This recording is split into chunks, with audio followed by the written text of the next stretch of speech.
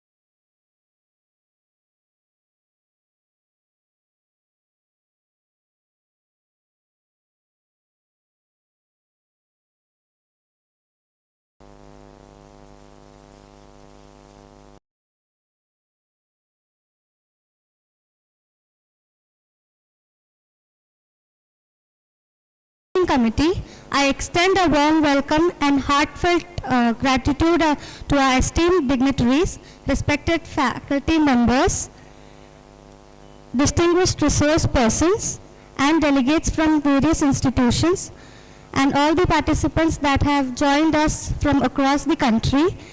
To our students and all our guests, a very good morning to one and all present here. We'll begin with the Parayana of CharakaTattvaavabodhini. I request all the Parayana students to kindly come on the stage.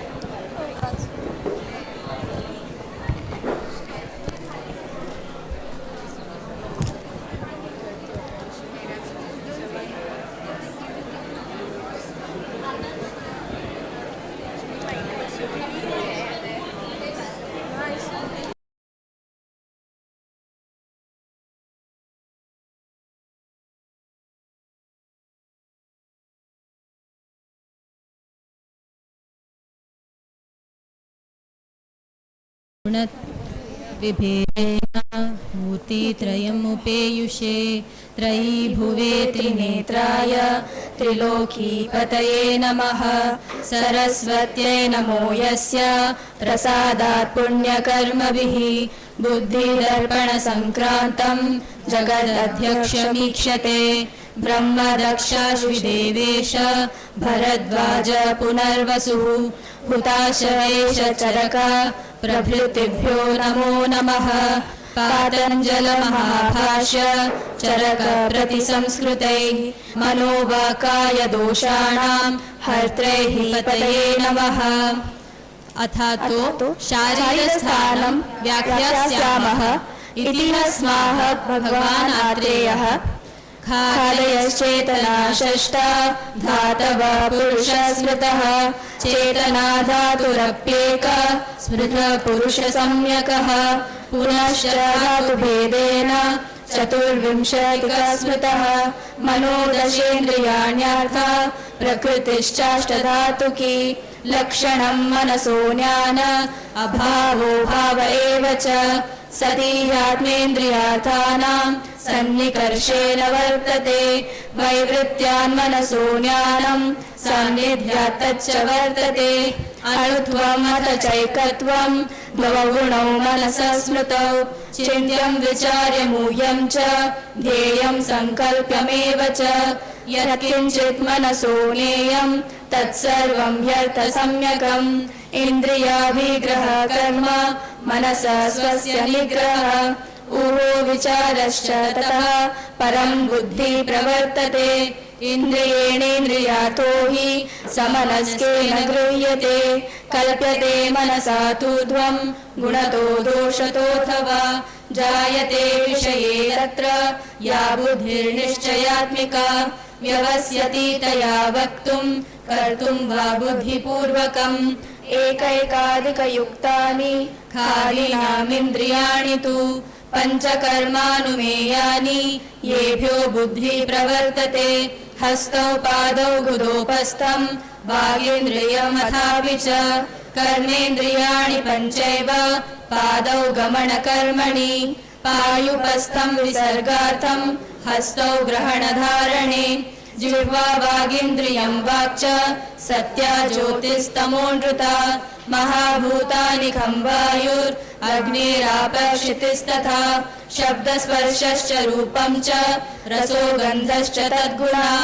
तेषामेकगुणपूर्वो गुणवृद्धि परे परे पूर्वपूर्वगुणश्चैव क्रमशो गुणिषु स्मृतः खरद्रवचोष्णत्वं भूजलानिलतेजसाम् आकाशस्य प्रतिघातो दृष्टं लिङ्गं यथाक्रमं लक्षणं सर्वमेवैतत् स्पर्शनेन्द्रियगोचरं स्पर्शनेन्द्रियविज्ञेय स्पर्शो हि स विपर्ययः या यदिन्द्रियमाश्रित्य जन्तोर्बुद्धि प्रवर्तते याति सा तेन निर्देशं मनसा च मनोभवा भेदात् कार्येन्द्रियार्थानां बह्व्यो वै बुद्धयः स्मृता आत्मेन्द्रियमनोर्थानाम् एकैका सन्निकर्षजा अङ्गुल्यङ्गुष्ठतलजः तत्त्रिवीणानखोद्भवः दृष्टशब्दो यथा बुद्धिर्दृष्टा संयोगजा तथा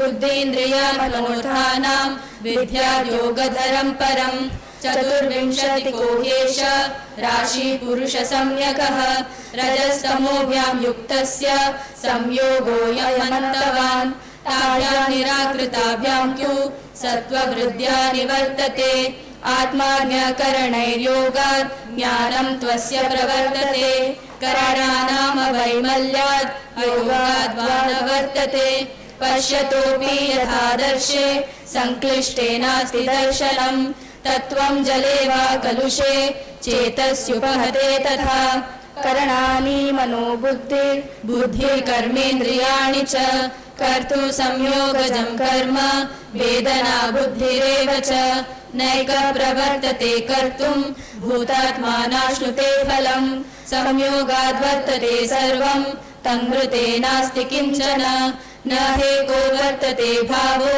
वर्तते नाप्यहेतुकः शीघ्रगत्वात् स्वभावत्वात् अभावो न व्यतिवर्तते अनादिपुरुषो नित्यो विपरीतस्तु हेतुजः सदकारणवत् नित्यं दृष्टं हेतुजमन्यथा खादीहि त्वभिरव्यक्तम् अहङ्कारस्तथाष्टमः भूतप्रकृतिरुद्दिष्टा विकारश्चैव षोडश बुद्धीन्द्रियाणि पञ्चैव पञ्चकर्मेन्द्रियाणि च समनसाश्च पञ्चार्था विकारा इति संहिता ततः सम्पूर्ण सर्वाङ्गो जातो भूतित उच्यते पुरुषप्रलये चेष्टैः पुनर्भावैर्वियुज्यते अव्यक्त्याद्व्यक्ततां याति व्यक्तादव्यक्ततां पुनः रजस्तमोभ्यामाविष्ट चक्रवत् परिवर्तते प्राणापानौ निमेषाध्य जीवनं मनसो गतिः इन्द्रियान्तरसञ्चार प्रेरणं धारणं च यत् देशान्तरगति स्वप्ने पञ्चत्वग्रहणं तथा दृश्यस्य दक्षिणेनाक्ष्ण सव्येनागमस्तथा इच्छाद्वेषसुखं दुःखं प्रयत्नश्चेतनाधृतिः बुद्धिस्मृतिरहङ्कारो लिङ्गानि परमात्मनः यस्मात् समुपलभ्यन्ते लिङ्गानि तानि जीवितः न मृतस्यात्मलिङ्गानि तस्मादाहुर्महर्षयः शरीरं हि गते तस्मिन् शून्यागारमचेतनं पञ्चभूतावशेषत्वात् पञ्चत्वं गतमुच्यते अचेतनं क्रियावच्च मनश्चेतयिता परः युक्तस्य मनसा तस्य निर्दिश्यन्ते विभो क्रिया चेतनावान्यतश्चात्मा ततः कर्ता निरुच्यते अचेतनत्वाच्च मनः क्रियावदपि नोच्यते उपधाहि परो हेतुर्दुःखाश्रयप्रदः त्यागः सर्वोपधानां च सर्वदुःखव्यपोहकः धीधृति स्मृतिविभ्रंश सम्प्राप्तिकालकर्मणाम् असाध्यार्थागमश्चेति ज्ञातव्या दुःखहेतुः विषमाभिनिवेशो यो नित्यानित्ये हिताहिते ज्ञेय स बुद्धिविभ्रंश समं बुद्धिर्हि पश्यति विषयप्रवणं सत्वं धृतिभ्रंशान्न शक्यते नियन्तुं वहितादर्थात् धृतिर्हि नियमात्मिका तत्त्वज्ञाने स्मृतिर्यस्य रजो मोहावृतात्मनः भ्रश्यते स स्मृतिर्भ्रंश स्मर्तव्यं हि स्मृतौ स्थितं धीरिति स्मृतिविभ्रष्ट कर्म यन्कुरुते शुभं प्रज्ञापराधं तं विद्यात् सर्वदोषप्रकोपणम् उदीरणं गतिमताम् उदीर्णानां च निग्रहः सेवनं साहसानां च नारीणां चातिसेवनं कर्मकालातिपातश्च मिथ्यारम्भश्च कर्मणां विनायाचारलोपश्च पूजानां चाभिदर्शनं ज्ञातानां स्वयमर्थानाम् अहितानां निषेवणं परमौग्मादिकानां च प्रत्ययानां निषेवणम् अकालदेशसञ्चारौ मैत्री संक्लिष्टकर्मभिः इन्द्रियोपक्रमोक्तस्य सद्वृत्तस्य च वर्जनम् ईर्ष्यामानभयक्रोध लोभमोहमदभ्रमाः तज्जं वा कर्म यत्क्लिष्टं क्लिष्टं यद्देहकर्म च यच्चान्यदीदृशं कर्म रजो मोहसमुत्थितं प्रज्ञापराधं तं शिष्टा ब्रुवते व्याधिकारणं बुद्ध्या विषमविज्ञानं विषमं च प्रवर्तनं प्रज्ञापराधं जानीयात् मनसो गोचरं हि तत् कालस्य परिणामेन जरा मृत्युनिमित्तजा रोगा स्वाभाविका दृष्टा स्वभावो निष्प्रतिक्रिया निर्दिष्टं दैवशब्देन कर्म यत्पौर्वदेहिकं हेतुस्तदपि कालेन रोगाणामुपलभ्यते स्पर्शेन्द्रियसंस्पर्श स्पर्शो मानस एव च द्विविध सुखदुःखानां वेदनानां प्रवर्तकः इच्छाद्वेषात्मिका तृष्णा सुखदुःखात् प्रवर्तते तृष्णा च सुखदुःखानां कारणं पुनरुच्यते वेदनानामधिष्ठानं मनोदेहश्च सेन्द्रियः केशलोमनखाग्रान्न मलद्रवगुणैर्विना योगे मोक्षे च सर्वासां वेदनानामवर्तनं मोक्षे निर्वृत्तिनिःशेषा योगो मोक्षप्रवर्तकः आत्मेन्द्रिय मनोर्थानां सन्निकर्षात् प्रवर्तते सुखदुःखं मनारम्भात् आत्मस्थे मनसि स्थिरे निवर्तते तदुभयं वशित्वं चोपजायते स शरीरस्य योगाज्ञा तं योगं ऋषयो विदुः आवेशश्चेतसो ज्ञानम् अर्थानां छन्दतः क्रिया दृष्टिश्रोत्रं स्मृतिकान्तिर् इष्टतश्चाप्यदर्शनम् इत्यष्टविधमाख्यातं योगिनां बलमैश्वरं शुद्धसत्त्वसमाधानात् तत्सर्वम् उपजायते मोक्षो रजस्तमो भावात् बलवत्कर्म संशयात् वियोगः सर्वसंयोगैर् अपुनर्भव उच्यते वक्ष्यन्ते कारणान्यष्टौ स्मृतिर्यैरुपजायते निमित्तरूपग्रहणात् सादृश्यात् स विपर्ययात् सत्त्वानुबन्धादभ्यासात् ज्ञानयोगात् पुनः श्रुतात् दृष्टश्रुतानुभूतानां स्मरणात् स्मृतिरुच्यते भूतैश्चतुर्भिः सहितः सुसूक्ष्मै मनोजवो देहमुपैति देहात् कर्मात्मकत्वात् न तु तस्य दृश्यं दिव्यं विना दर्शनमस्ति रूपं नरोदिताहारविहारसेवी समीक्षकारी विषयेष्वसक्तः दाता समसत्यपरक्षमावान् आप्तोपसेवी च भवत्यरोगः मतिर्वच कर्म सुखानुबन्धं सत्वं विधेयं विशदा च बुद्धि ज्ञानं तपस्तत्परता च योगे यस्यास्ति तं नानुपतन्ति योगाः यच्चोक्तं यदि च मनुष्यो मनुष्यप्रभवः कस्मात् न जडादिभ्यो जाताः पितृसदृशरूपा भवन्ति इति तत्रोच्यते यस्य यस्य हि अङ्गावयवस्य बीजे बीजभाग उपतप्तो भवति तस्य तस्य अङ्गावयवस्य विकृतिरुपजायते न उपजायते च अनुपतापात् तस्मात् उभयोपपत्तिरप्यत्र सर्वस्य च आत्मजानिन्द्रियाणि तेषां भावाभावहेतुर्दैवं तस्मान्नेकान्ततो जडादिभ्यो जाताः पितृसदृशरूपा भवन्ति शुक्रशोणितजीवसंयोगे तु खलु कुक्षिगते गर्भसंज्ञा भवति एवमयं लोकसम्मितः पुरुषः यावन्तो हि लोके मूर्तिमन्तो भावविशेषास्तावन्तः पुरुषे यावन्तः पुरुषे तावन्तो लोके इति बुधास्त्वेवं द्रष्टुमिच्छन्ति यतस्तु कास्नेन आविनश्यन् विकृतिमापद्यते तदनुव्याख्यास्यामः यदा स्त्रिया दोषप्रकोपणोक्तानि आसेवमानाय दोषाः प्रकुपिताः शरीरमुपसर्पन्तः शोणितगर्भाशयौ उपपद्यन्ते न च कार्ष्येन शोणितगर्भाशयौ दूषयन्ति तदेयं गर्भं लभते स्त्री तदा तस्य गर्भस्य मातृजानाम् अवयवानाम् अन्यतमो अवयवो विकृतिमापद्यते एको अथवा अनेके यस्य यस्य हि अवयवस्य बीजे बीजभागे वा दोषाः प्रकोपमापद्यन्ते तं तं अवयवं विकृतिराविशति यदा तस्याः शोणिते गर्भाशय बीजभागः आपद्यते तदा गन्धं जनयति यदा पुनरस्याः शोणिते गर्भाशय बीजभाग अवयवः प्रदोषमापद्यन्ते तदा पूति प्रजां जनयति यदा त्वस्याः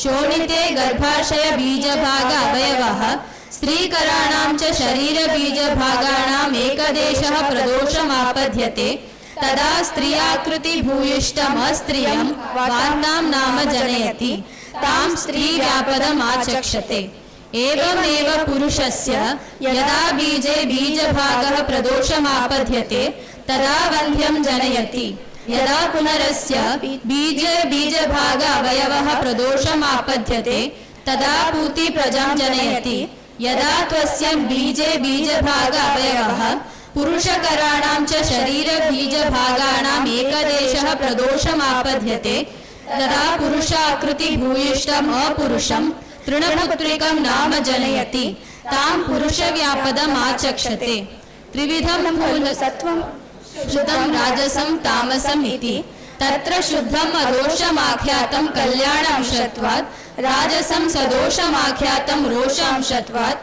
तामसमपि सदोषमाख्यातं मोषांशत्वात् तेषां तु त्रयाणामपि सत्त्वानाम् एकैकस्य भेदाग्रम् अपरिसङ्ख्येयं तरतमयोगात् शरीरयोनि विशेषेभ्यः च अन्योन्य अनुविधानत्वाच्च शरीरं हि अपि सत्त्वम् अनुविधीयते सत्त्वं च शरीरं तस्मात् कतिचित् सत्त्वभेदान् अनुकाभिनिर्देशेन निदर्शनार्थम् अनुव्याख्यास्यामः.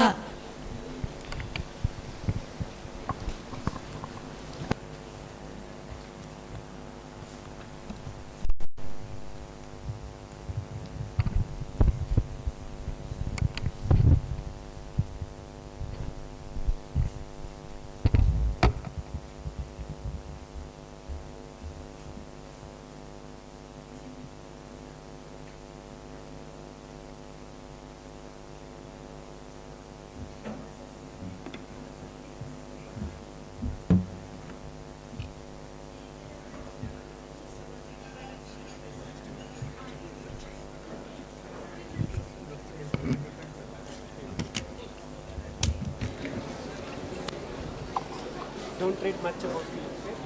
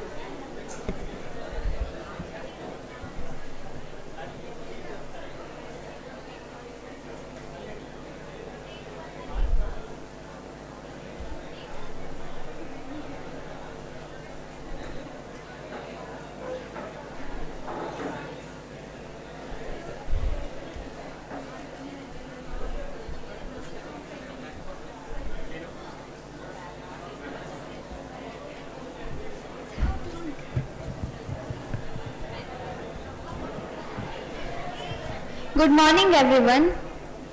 I request our HOD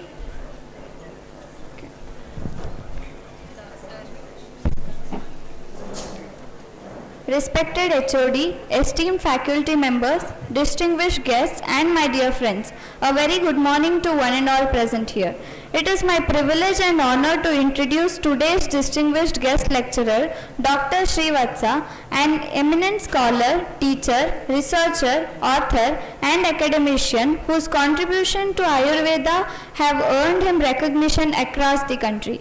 Sir is currently serving as the in-charge principal of Government of Ayurveda Medical College, Mysuru, professor and head of the PhD and postgraduate department of Ayurveda Samhita and Siddhanta at Government Ayurveda Medical College, Mysuru. He completed his BAMS from Government Ayurveda Medical College, Mysuru in 1996 and his MD from the prestigious Gujarat Ayurveda University, IPGT and RA, Jamnagar in 2000. He has also completed a postgraduate diploma in yoga, holds an MSc in clinical nutrition and dietetics, and has earned Vidvat in Carnatic music, reflecting his multidisciplinary expertise. Sir has more than 25 years of teaching experience and has dedicated his life to nurturing future generations of Ayurvedic physicians.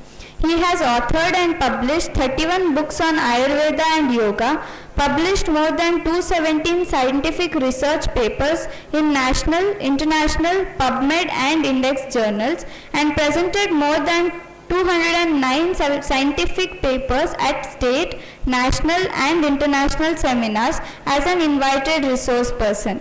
In addition, he has written more than 100 health education articles for Kannada newspapers and magazines, delivered over 100 educational talks on All India Radio.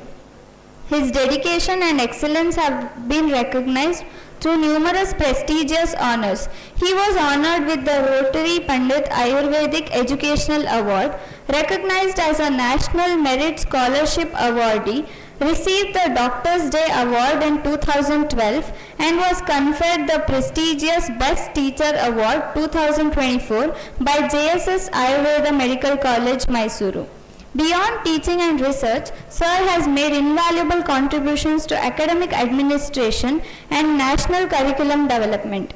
He has served as a member of the NCISM Syllabus Framing Committee for both undergraduate and postgraduate education, contributed to the Department of Ayush as an expert committee member for textbook development, served on editorial boards for several index journals, worked as a peer reviewer for deputed journals including AYU, JAIM and JAHM.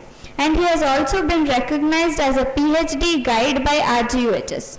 He has worked as nodal officer for micro-teaching skill development for Ayush faculty and unit started by Directorate of Ayush, Karnataka, Bangalore.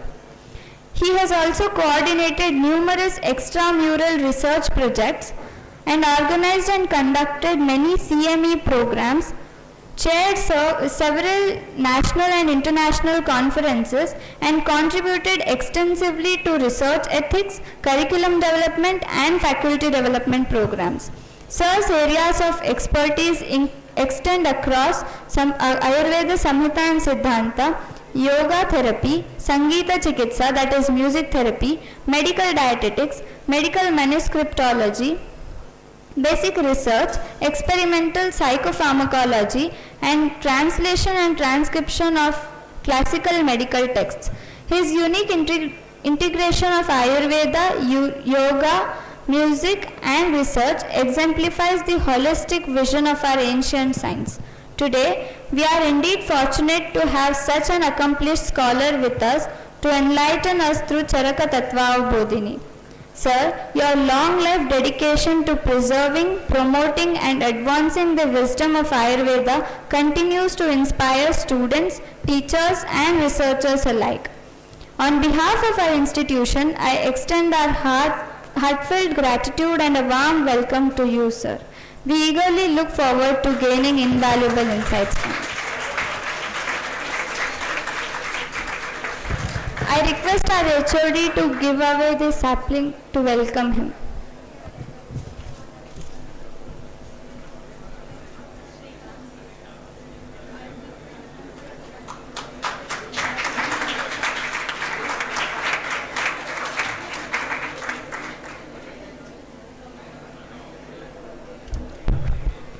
Good morning, everyone.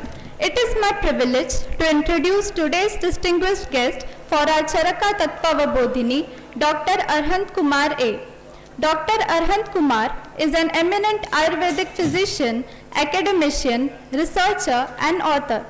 Sir has completed his BMS from KVG Ayurveda Medical College, Sulia, Karnataka in 2009 and MD from Government Ayurveda Medical College, Mysuru in 2014. Sir has also pursued higher studies in Sanskrit and manuscriptology and has completed his PhD under Rajiv Gandhi University of Health Science, Bangalore. Sir is serving as a physician and associate professor at SDM Medical College of Ayurveda, Hospital and Research Center, Udupi, with more than 13 years of teaching and clinical experience. Sir has authored over 26 medical textbooks, delivered more than 60 guest lectures at national and international seminars, and published over 50 scientific research articles in reputed journals. Sir is also a member of the Board of Studies of RGUHS Bangalore and has received prestigious recognitions including the Ayurveda Vishwaratna Award and the Best Alumni Award for KVG Ayurveda Medical College. Sir is also a founder member of Aptas Ayurveda Trust and has trained more than 1,000 Dharmasthala Grama Abhivruddhi workers on healthy lifestyle. Sir has also given many TV shows on various health topics. His field of expertise include Ayurveda, Yoga, Manuscript Studies, Jain Ayurveda, Chitrakala and Itihasa. We are truly honored to have such a versatile scholar and inspiring teacher with us today. On behalf of the organizers of CharakaTattvaavabodhini, I extend a warm welcome to Arhant sir.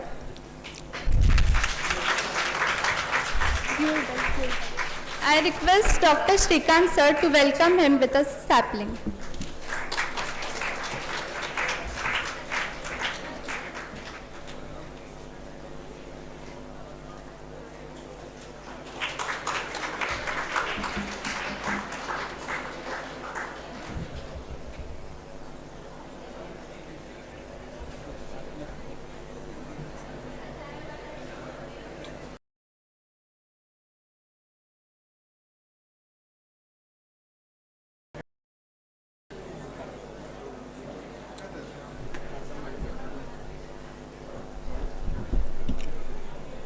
Now I request Dr. Srivatsa sir to take over the stage.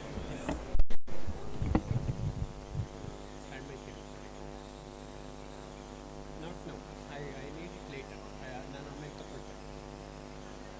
This is in the beginning. Later I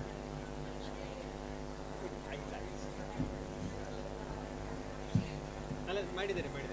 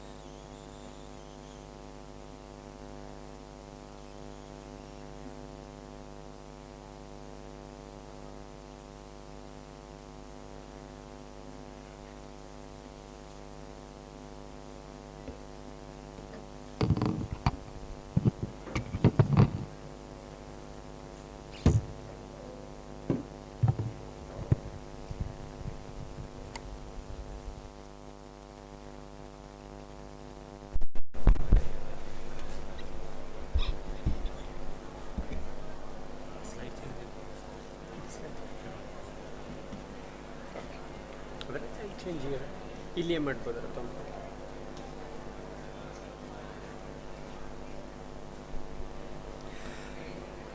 Namaste everyone. I cannot listen. Namaste everyone. Thank you. I request you all to sit straight. Keep your eyes closed.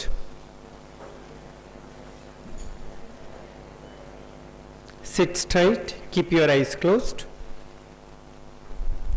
Hope all of you are breathing. Observe your breathing.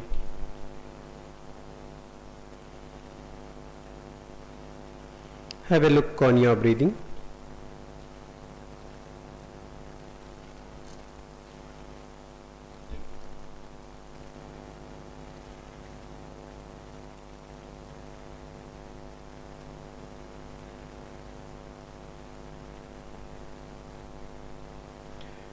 Try to listen organized sound Now onwards. Vipapam virajah shantam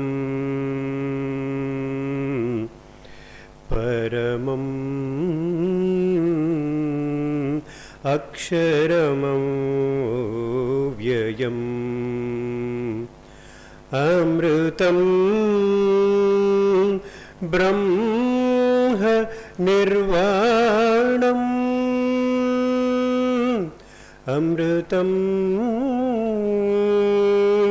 brahma nirvanam paryayai shantiruchyate paryayai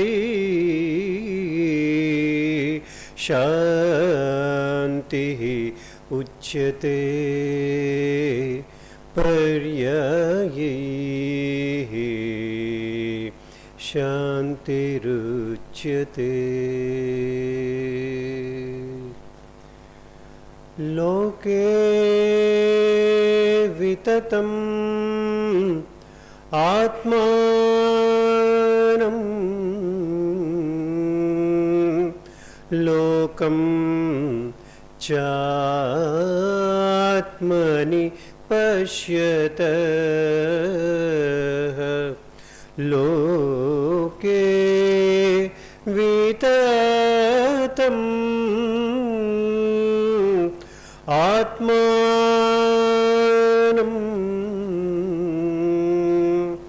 lokam chatmani pashyata paravara drusha shantihi paravara drusha shantihi jnanamulo nanashyati jnanamulo nanashyati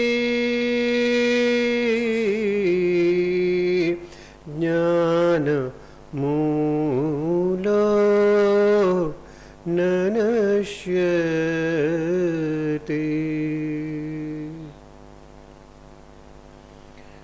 Once again observe your breathing.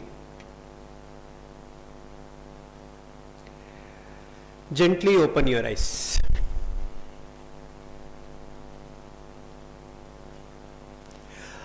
How are you all? So costly it is. How are you all? Are you in doubt about your own health status? How are you all? Thank you. We did some activity till now. Now I have two questions for you. Okay? So you have to answer for the question. My first question is, we did an activity during which how many of you felt something?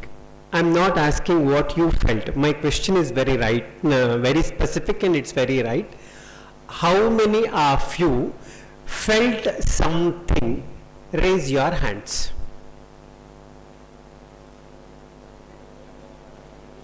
I am asking your self-experience, not the experience of others. So need not necessary to see others. You tell your experience. Very fine. Thank you. My second question, you will not have third option. Remember that. My second question, how many of you felt nothing? Raise your hands.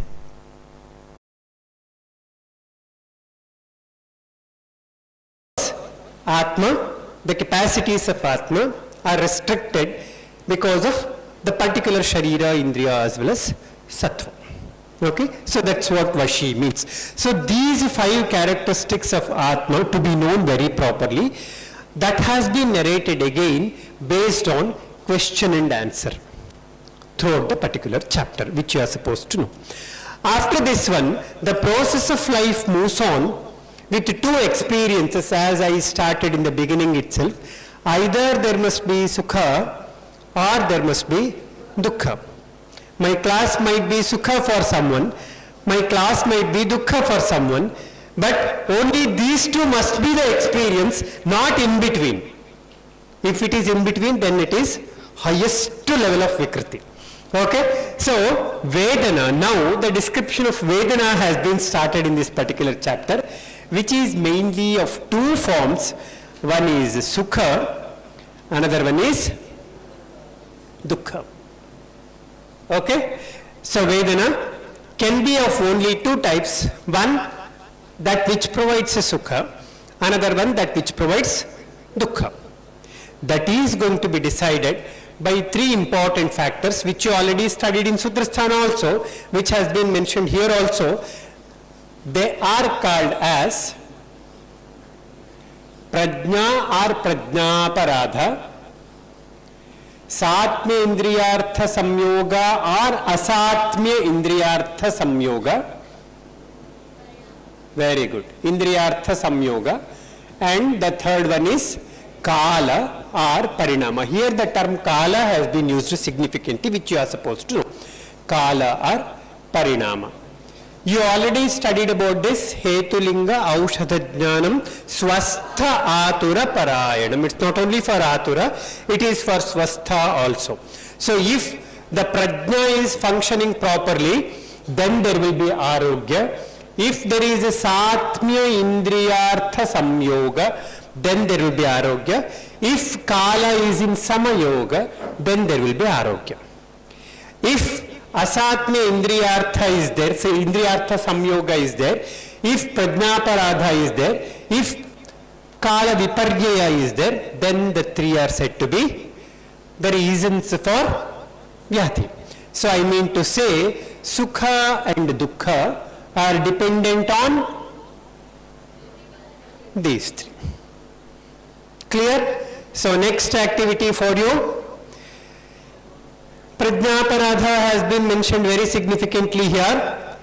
So you should enlist 5 Prajna, be honest for yourself, 5 Prajnaparadhas, whatever you commit generally, 5 activities based on Prajna also, whatever you do regularly, you have to enlist. You should enlist the activities based on your Prajna also. You should enlist 5 activities based on your Prajnaparadha also. Is it clear? I have given 5-6 activities till now. You should remember everything and you should accomplish all the activities by tomorrow. You should remember it, which is very important one. So up to this, is it clear for everyone? So here Prajnaparadha has been explained very properly, considering 3 components of Prajna that you should know. Prajna is having 3 phases. One we call it as Dhi, second one we call it as Dhriti, third one we call it as Smriti. There are 3 components which you are supposed to know. One is Dhi, second one is Dhriti, third one is Smriti. So when these 3 are intact, certainly your Prajna will be intact. When you have or when we have derangement in any one of these, then there will be Vyati. So this is what we are supposed to realize. So we should have the capacity to discriminate right or wrong, true, false, certain, uncertain. So when we have the discrimination power properly, or the power for the discrimination, we call it as Dhi. First one. Having inclination towards the right one, having inclination towards the proper one, having proper capacity to decide, we call it as Dhriti. Retaining whatever we gained, preserving whatever we learned, storing whatever we perceived, we call it as Smriti. Are you getting this point? So these three are different components of prajna, what we are supposed to know. So when this prajna is intact, then there will not be prajnaparadha. So if prajna is not functioning properly, then that leads to prajnaparadha. Okay? So hope you understood the phenomena of prajna, you understood the phenomena of prajnaparadha. Any confusion? Any doubt? Boys, get up. My dear boys, don't be uncles, get up. Yes, thank you. Break kortinappa, don't worry, I'll give break. I should get exhausted.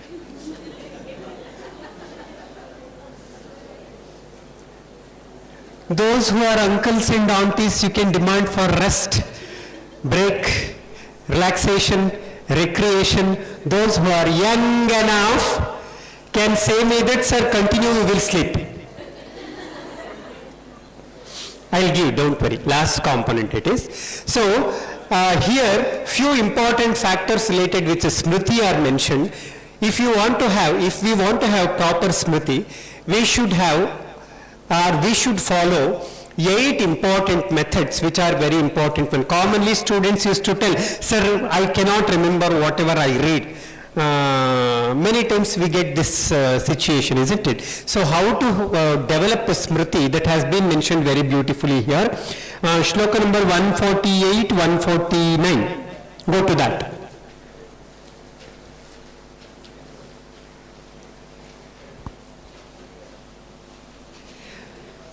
Well, the first one is nimitta grahanam.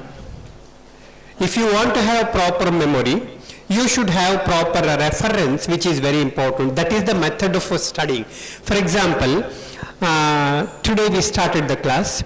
We got the word like sharira, we got the word like manas and all. So you should immediately recall. I studied about manas in Sutrasthana 8th chapter in Indriyopakramaniyam Adhyayam. So you should get connect with that one. Then what happens? It will be very easy for you to remember. This is the first factor. But our reading is very mechanical. That's why we are not able to remember anything. This is first factor. We call it as nimitta grahanam. So always there must be association in learning, which is very important one. Okay. Second one, rupa grahanat. So always try to visualize everything. There are few components which should be visualized. For example, when you studied about manas only, while talking about manogunas, you studied few nyayas, right? Uttala Shatapatra Vedha Nyaya, something like that. Kshiradadhi Nyaya. So those nyayas are intended to have the visualization, which is very important one. Whenever you visualize a few components which can be visualized, then it will be easy for you to remember. To have proper smriti, the knowledge should be gained through visualization, which is very important one. Second one is rupa grahanam. The third one is sadrishyat. This fellow is talking like the fellow who talked earlier. This fellow has copied this. Something we do, isn't it? So this fellow resembles that fellow. So when we make use of that sadrishya, learning will be very easy for us. The third one is having the focusing on resemblance, through which it will be easy for us to remember. That is sadrishya. The fourth one is viparyayam, saviparyayam. Okay, so you see the ice, ice cube. Okay, so you see the ice cube. Immediately remembering the fire. Opposite to that. That is another method. So you are studying about Langhanam, studying about or remembering, recalling Brahmanam in parallels with that one makes you to understand the subject also, makes you to remember the subject also. Are you getting the point what I am talking about? That is called as viparyayam. That is fourth method, which is very important one. Fifth one is sattvanubandham. This is not at all there whenever we are doing any activity. Physically we will be there. All of you have kept your eyes open. All of you are nodding your head very beautifully. But somewhere you are in America, somewhere you are in Australia, somewhere you are with your friend, somewhere you are with your friend in your cafe coffee day, something like that. So you are here physically, but you are somewhere else. Your sattva is not here. If sattva anubandha is not there in your learning, then learning will not happen. This is what you are supposed to realize always. Presence of mind is very, we are going to do an activity later based on all these things, okay? Don't worry. Sattva anubandham is the next factor which is very important one for proper smriti. The next one is abhyasa.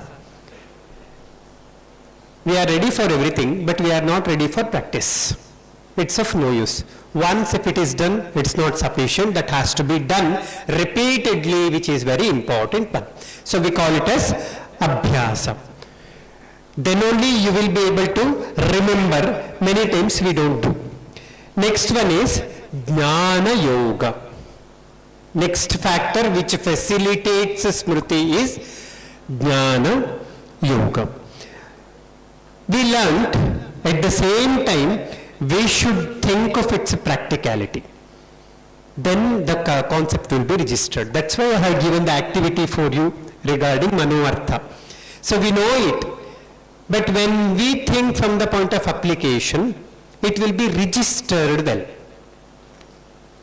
Got the point? So whatever you studied, that should be implemented practically. Then it will be understood very properly. So that's what we call it as jnana yoga. Along with that one, shravana is very important one. Punaha shrutat. Repeatedly you have to listen. Make your friend to talk about the subject. You also talk about the same subject. Automatically what happens? Twice your study will complete it. So automatically it will get registered well. So you should go with punaha shrutam, which is very important one. At the end term. So when you follow all these techniques, certainly you will be able to remember everything. But we make use of all these 8 techniques to remember all the negative things. See, that fellow did this one. See, this fellow did this one. Today we got so many scoldings from that teacher. Today we got so many irritating words from this teacher. We registered it till our last breath.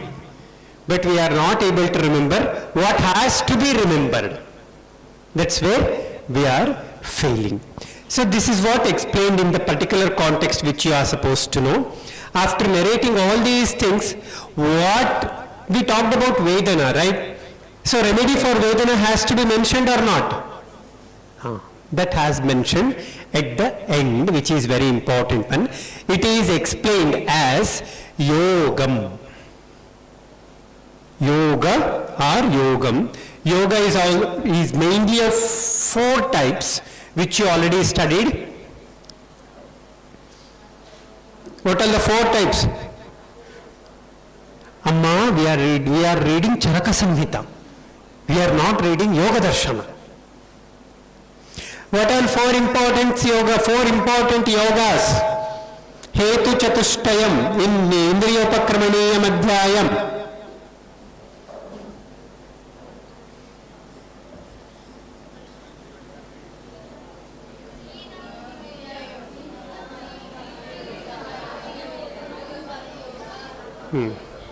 Let's type more right now, 3 over. What about the 4th one? Hina Yoga, Ayoga, they come under same roof. Hina Yoga, Mithya Yoga, Ati Yoga. What is one more? It is not Sam Yoga, Sama Yoga. 4th one is?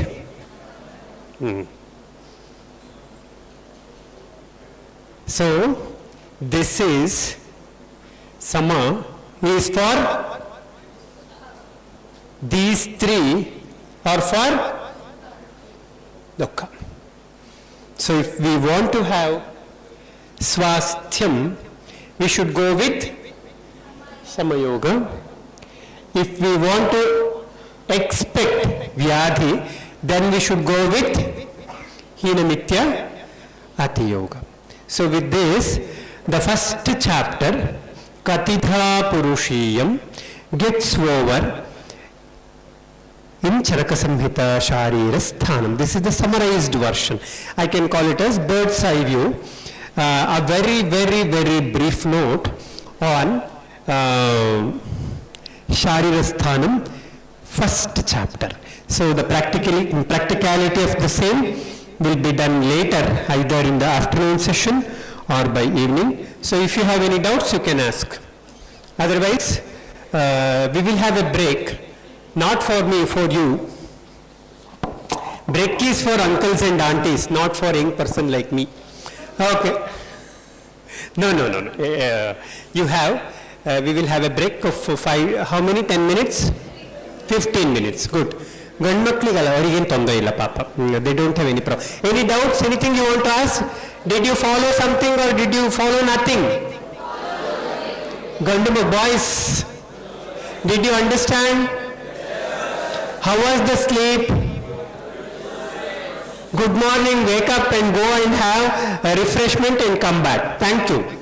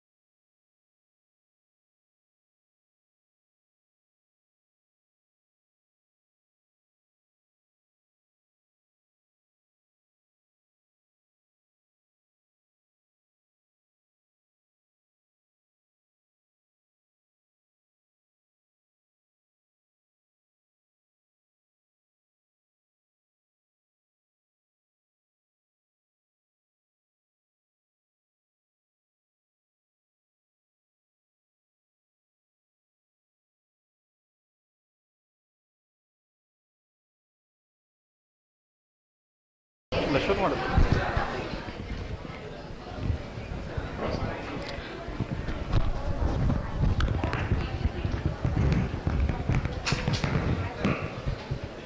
Namaste all. Yeah.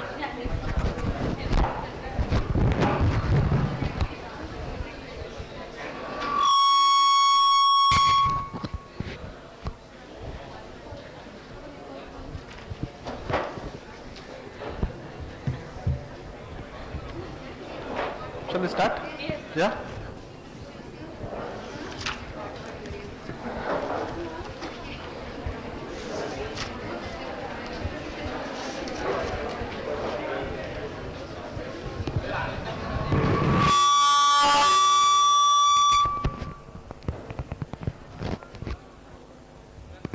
What's happening?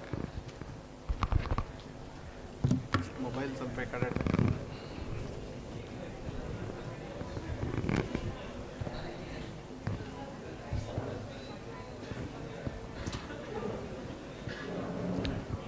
Namaste all. Yeah. Hope you can hear me till end. No, not audible. Please check.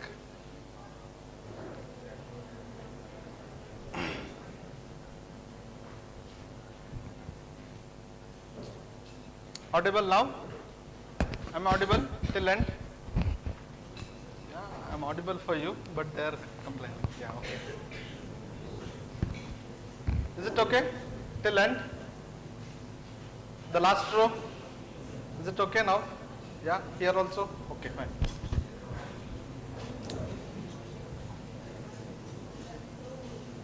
Namaste everyone.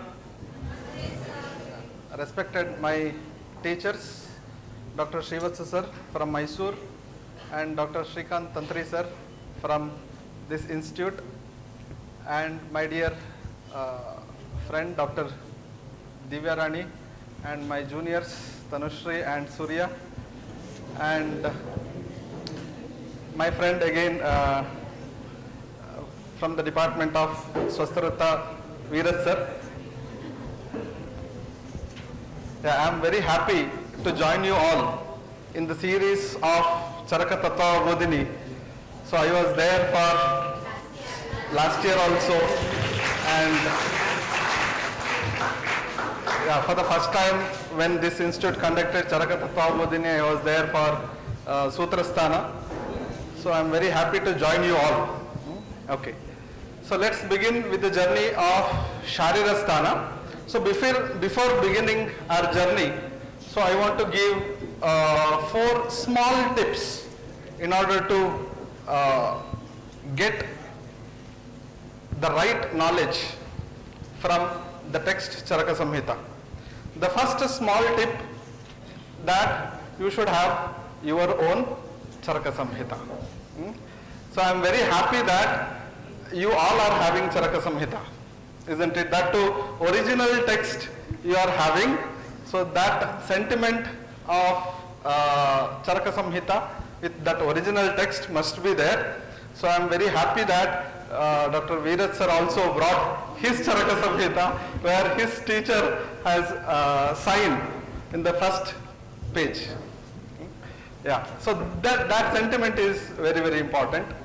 The second important tip is you have to spend lot of time with Charaka Samhita.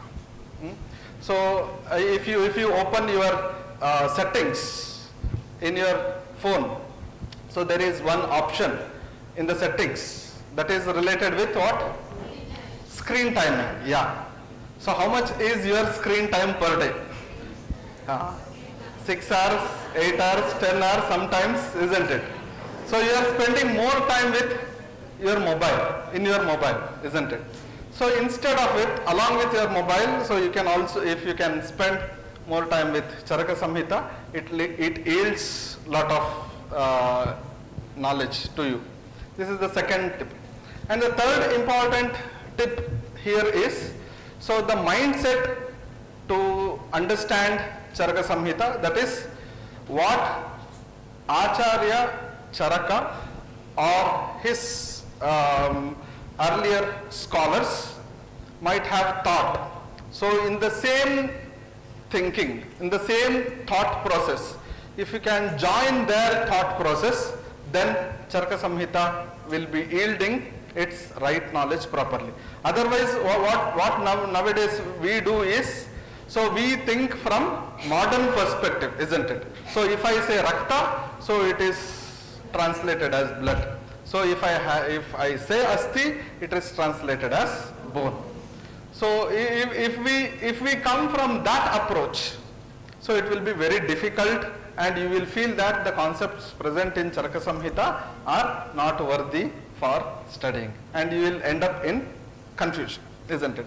So that is what in the Sutrasthana 26th chapter they have mentioned that. So Tantra Kartru Abhipraya. So Abhipraya of the Tantra Kartru must be understood.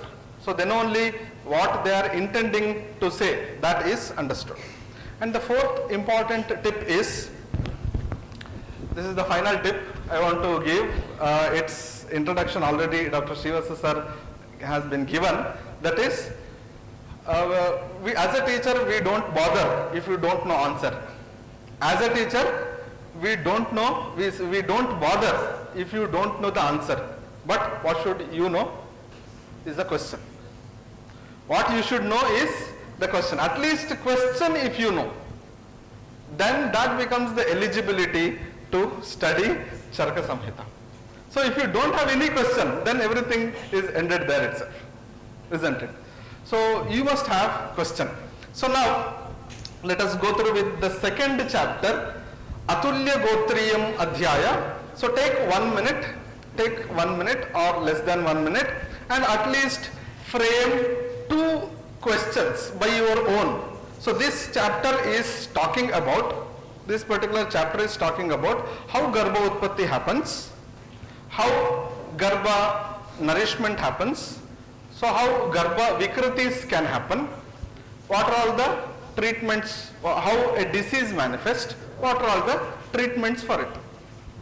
So it is starting from Garbha manifestation till the Roga Utpatti and its treatment even, in nutshell. So now at least 2 questions you must raise yourself. No need to disclose to me. If you are comfortable, you can disclose. So at least 2 questions you should get, you should frame. So that curiosity is very, very important to learn Charaka Samhita. Now go on, I'll give 1 minute. So no need of discussion. If you want, you can do discussion also. You can discuss with your friends. At least 2 questions you must get.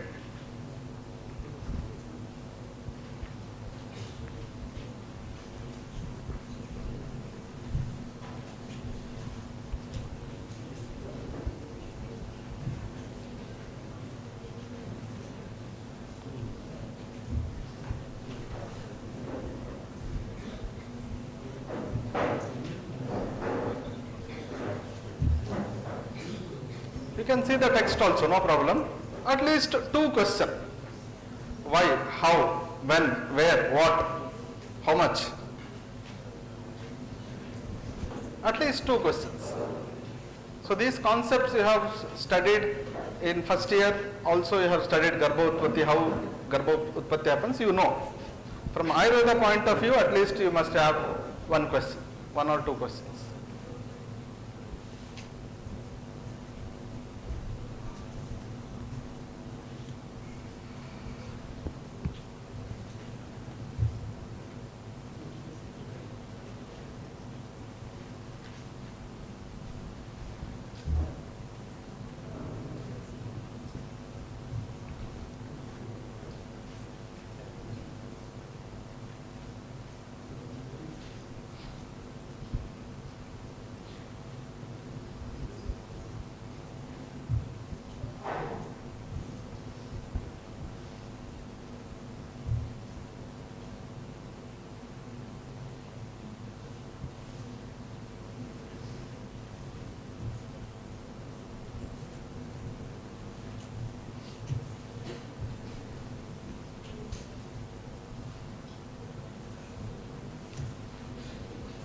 Yeah.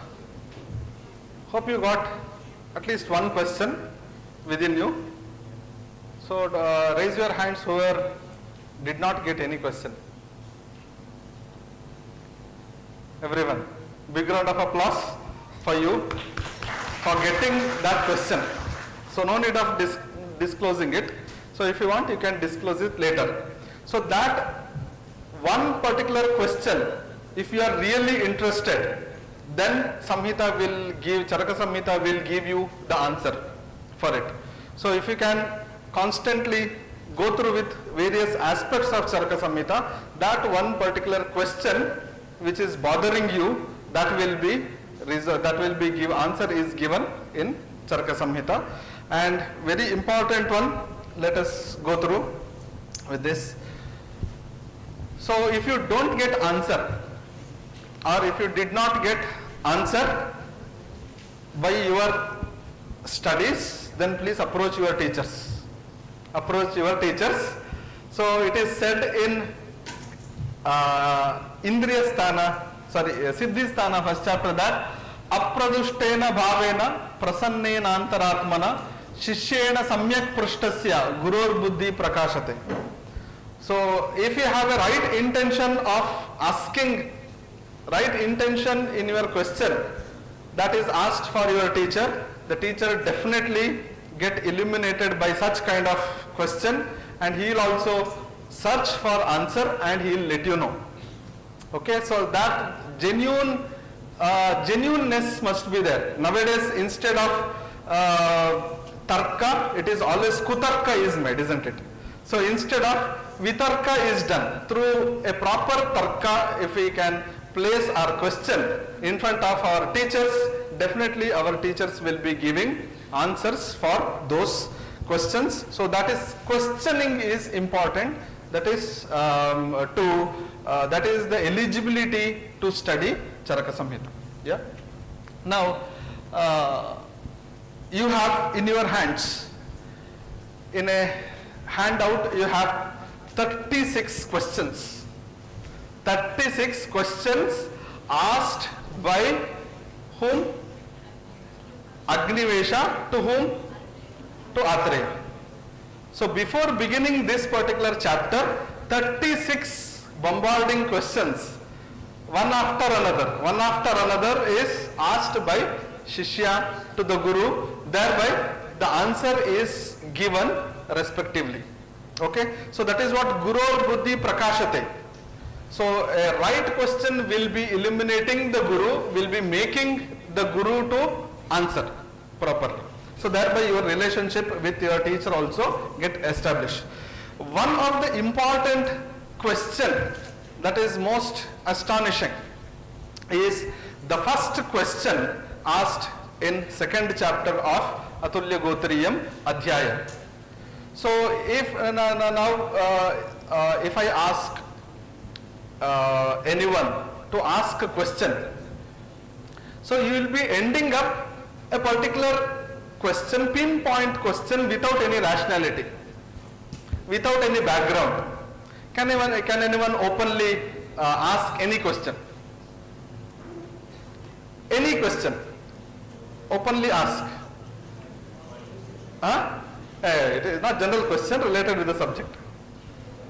Related with the subject. You asked, how are you? I am fine, I am good. Hope you too. Yeah. Okay. Related with the subject. Why the name Atulya Gotriya? See, why the name Atulya Gotriya? This particular question is a simple, direct question without any background. Isn't it? That background is not there. Direct, short question. Why the name Atulya Gotriyam Adhyaya? So there is no background. But the student, the real student, that is the Agnivesha, asked a beautiful question. So that is the first question of this particular chapter. Let us go through with that. Open the text. Go through with the shloka number 3.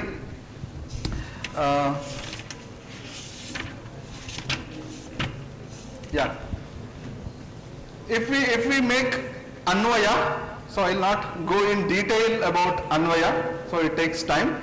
So if we make Anvaya, grammatical rearrangements of the words, then we will be getting a beautiful question. Layers of questions are asked in a single question. See, this is about the answer. I will say answer is single answer. It is single word answer. That is Shukra is the answer. So before going through the question, so I am saying the answer because you can't, you will not be relating it if I don't say the answer. Shukra is the answer. Then what is the question? So Kim Syat, what it is, what is it? Which is that factor which we are addressing? That is Shukra. Now join the different layers of the question. Yat strishu garbham upaiti tat kim. So what is that which attains the state of garbha in the women? So which take the form of garbha? Which takes the form of garbha? Shukra takes the form of garbha, isn't it? Next layer. Yat pumsaha strishu garbham upaiti tat kim. What is that of a male? Pumsa. What is that of a male which attains the state of garbha in the women? See, that is Shukra. Answer is Shukra. For everything, answer is Shukra. But different layers have been added. Next. Mithuni kritasya pumsaha yat strishu garbham upaiti tat kim. What is that discharge during sexual union by the male which attains the state of garbha in women? What is the answer? Shukra. Raho visishtam mithuni kritasya pumsaha yat strishu garbham upaiti tat kim. What is that discharged privately during sexual union by the male which attains the state of garbha in the women? Answer is Shukra. Rajakshayante raho visrishtam mithuni kritasya pumsa yat strishu garbham upaiti tat kim. So what is that discharged privately during sexual union after completion of menstruation which attains the state of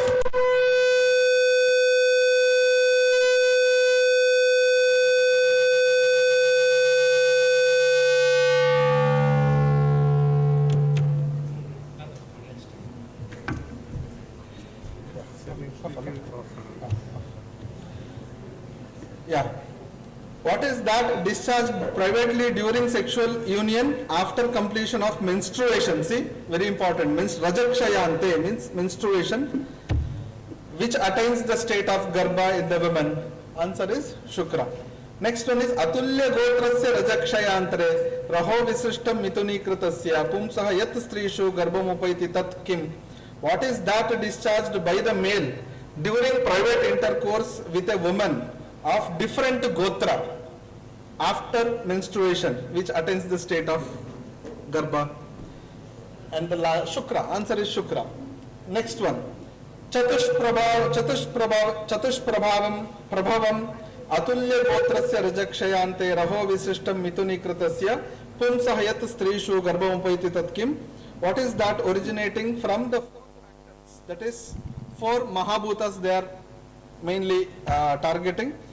4 factors by the male during private intercourse after menstruation which attains the state of garbha. And the last level is Chatushpat Prabhavam Shadbhyo Rasebhya Atulya Gotrasya Rajakshayante Raho Visishtam Mithuni Kritasya Pumsaha Yat Strishu Garbham Upaiti Tat Kim.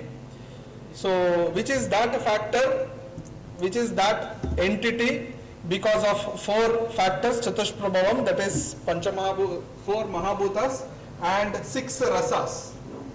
After menstruation during the sexual intercourse which is discharged by a male and which attains the form of garbha. See, one particular question. So how many layers? So there are 7 to 8 layers. So if you can able to understand this particular question put forwarded, then answer is easily known. Not it? So thereby the questioning is important, and during our study which question is asked, that must be known first, especially in Charaka Samhita. So in case of Sushruta Samhita, it is Sushruta, isn't it? So only hearing than the questioning. So here in Charaka Samhita, it is not like that. So for each and every context, the Shishya interrupts the Guru and asks the question. So here also there are 36 questions asked and they have been listed in your handouts. So take 1 minute, and just go through with that question. I'll also display. Take 1 minute, just randomly. No need of going through all questions. It becomes difficult for us to go through with all 36 questions at this moment. But randomly go through with those questions. And the question reference also I have given, answer reference also I have given meanwhile.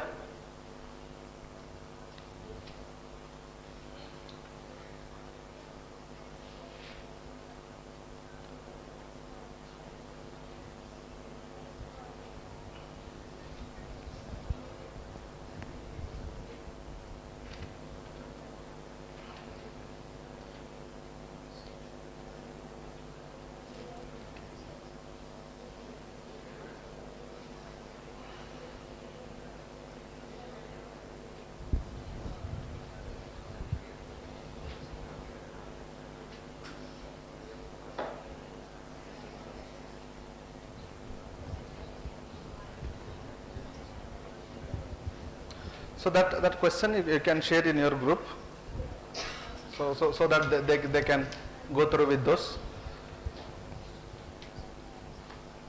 See, if you have these questions, then it becomes very a background for searching the answers.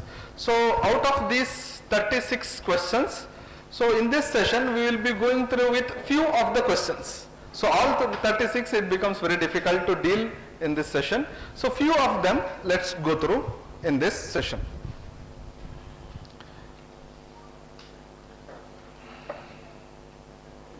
Yeah.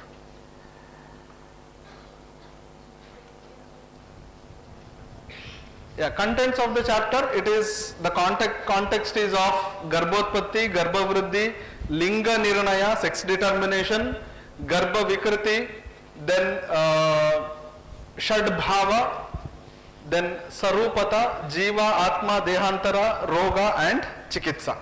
So this is roughly the various topics covered. Now, have you come across with this kind of case in your life? Definitely. Why it happens? Answer is there in this chapter. Yeah?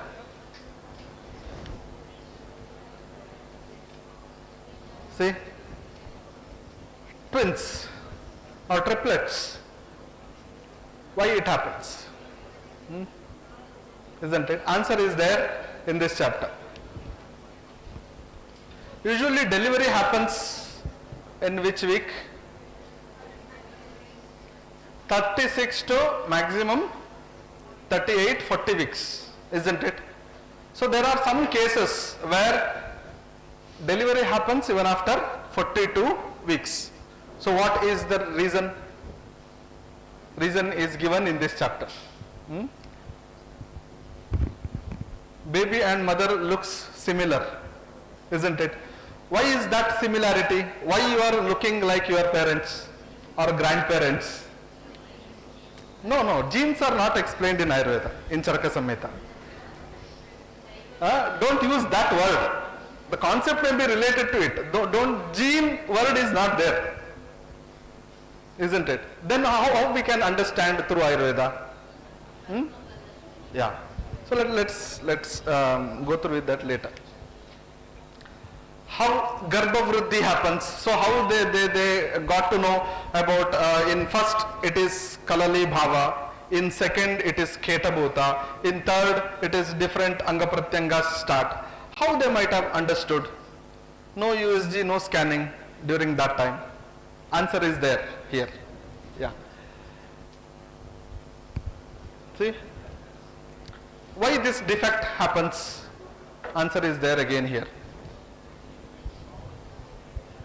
According to different region and race, the pattern of various anatomical and physiological entities differs and it runs in the family. For example, here is curly hairs. Curly hair is, that pattern is running in the family. Why? What is the reason? Yeah. Okay. Why this transgender? How it happens? What is the process? Can Ayurveda answer this particular question? Yeah. So if recurrent miscarriage is happening, recurrent abortion is happening, you will be getting a case. So why it is happening? Yeah, answer is there again in this chapter. Everything will be normal with regard to male and female sexual parameters, but pregnancy will not be happen. The lady will not be conceiving it. So what is that bothering or that disturbing to get conceived? So that is also addressed. Why this skin disease is happening? Why a disease manifest? That is also addressed. So why we have different mental makeups, different personalities as she said. So why we have different mental makeups? So that is also addressed in this chapter. See, so these all aspects are covered. So if you can able to keenly understand, keenly read this particular chapter, various concepts, various issues related with conception and further is understood. Okay. So these are the different areas. If you can get fascinated with these modern terminologies, then this particular chapter will be catering all those things. See, you said it is genetics, isn't it? If I say genetics, then it becomes authentic word. If I use it is bija bhaga, no, nobody will bother, isn't it? So that is why I have placed this particular slide. So in this chapter we will be getting the concepts related with Ayurveda genetics, Ayurveda embryology, Ayurveda obstetrics, gynecology, Ayurveda reproductive medicine, Ayurveda physiology, anatomy, pediatrics, neonatology, Ayurveda teratology, Ayurveda psychology, psychiatry, preventive medicine, medical philosophy. So all these different areas of the medical science is covered in this chapter. So whenever we go through with a particular chapter, that broad idea we must have, what is the objective of that particular chapter, thereby we can understand the weightage of it. So let us go through with the first set of question. Sampurna deha katam jayate, samaye katam jayate, sukham katam jayate. So what is when Garbha can develop completely, when a timely delivery happens, when easy delivery happens. So these are the set of questions asked in between, I picked up. So it is given in this particular shloka. Shukrasrag atma ashaya kala sampat yasyopacharascha hitaistatannaihi garbhascha kalecha sukhi sukamcha sanjayate samparipurna deha. In a single shloka they have answered three important questions. So there are 6 factors that are very important in order to get a delivery in a right time, to get fetal development proper. So what are those? Shukra must be proper.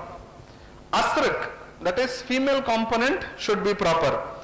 Atma, very important and interesting. Atma sampat must be there. Then ashaya sampat. Ashaya here refers for garbhashaya. Then kala sampat. So a right time of copulation, sexual intercourse is essential. And the last one is hitaistata annaihi. So hita ahara is very, very important. So now let us explore further. Shukra Sampat. So if I say Shukra Sampat, so what does it mean? So in Charaka Samhita especially, two Tantra Yuktis are very, very important. So how many Tantra Yuktis? 36 Tantra Yuktis mentioned in Siddhisthana. So in Sutrasthana 26th chapter, they have mentioned this particular Tantra Yukti as Upaya. Upaya. So these are the various technical tools, if we can able to trace the different context through this particular upayas or the Tantra Yuktis, then right meaning is achieved. So here Shukra Sampat, what Shukra Sampat refers for? Shukra Sampat reference is there in, if you can open, in Charaka Samhita Chikitsa Sthana, 2nd chapter, 4th pada, 50th shloka. Quickly, anyone can go there and see the reference. What Shukra Sampat is? Yes. Bahalam Maduram Snigdam Avisram Guru Pichilam Shuklam Bahucha Yat Shukram Palavattat Asamshayam. See, in a Shukra of the male should have those all entities, those all physical parameters. Then only it can be eligible to yield the conception. Okay? So that is Shukra Sampat. Then Asrak Sampat or Artava Sampat, let us say, it is given in Charaka Chikitsa Sthana 30th chapter. Sorry, in between I skipped that. Two Tantra Yuktis are very, very important. One is Atita Vekshana Tantra Yukti and second one is Anagata Vekshana Tantra Yukti. That means whenever you are studying a particular chapter, you have to cross-refer with the previous chapters and also cross-refer with the future chapters. Then only a comprehensive idea you will be getting on that particular aspect. So there, what they have said, Charaka Chikitsa Sthana, 30th chapter, Yoni Vyapat Chikitsitam Adhyaya, 225 to 226. What it says?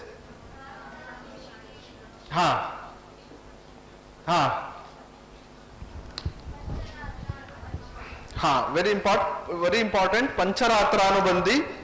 Next. Okay. Sannibham. Yes. Yeah. The second shloka you know, isn't it? That is Gunjapala Savarnacha Padmalaktaka Sannibham, that you know. But before that, one particular shloka that is most important, that is Masat Nishpicha Adaharti Pancharatraanubandhi Naivati Bahu Nati Alpam Artavam Shuddham Adishet. Nishpicha. That means, so the menstrual fluid should not be slimy. Should not be slimy. If sliminess is there, then Artava is not Shuddha. Then Adaha. Daha should, during the menstrual flow, burning sensation should not be there. If there, it is Artava Ashuddhi. So, Anarthi. That means pain should not be there during menstrual discharge. If there, Artava is not Shuddha. Pancharatraanubandhi, you know it is, you say it is 3 days it flow, isn't it? But it can be stretched up to 5 days. 5 days. The Anubandha will be there, that menstrual flow should be there for 5 days. Then Nati Bahu, the menstrual flow should not be too much or less, isn't it? If these all features are there during the menstruation, then Artava is a Shuddha. So that is taken as Artava Sampat or Asrak Sampat. Shukra Sampat, then Asrak Sampat. Next one is Atma Sampat, Charaka Samhita Sharirasthana, 4th chapter, 8th shloka. 4th chapter, 8th shloka.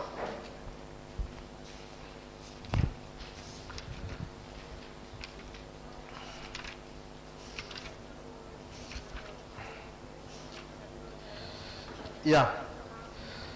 So it's very difficult to deal with the entire shloka. It is difficult to deal with the entire shloka. It is all about Atma Sampat, how the impact of the previous life will be there on the particular Shukra and Shonita Samyoga happened during the Garbha process. If Shubha Karmas are there, in the commentary it is mentioned, Shubha Karmas, in the previous life, so if a proper karma is done, then the positive influence will be happening on this life also.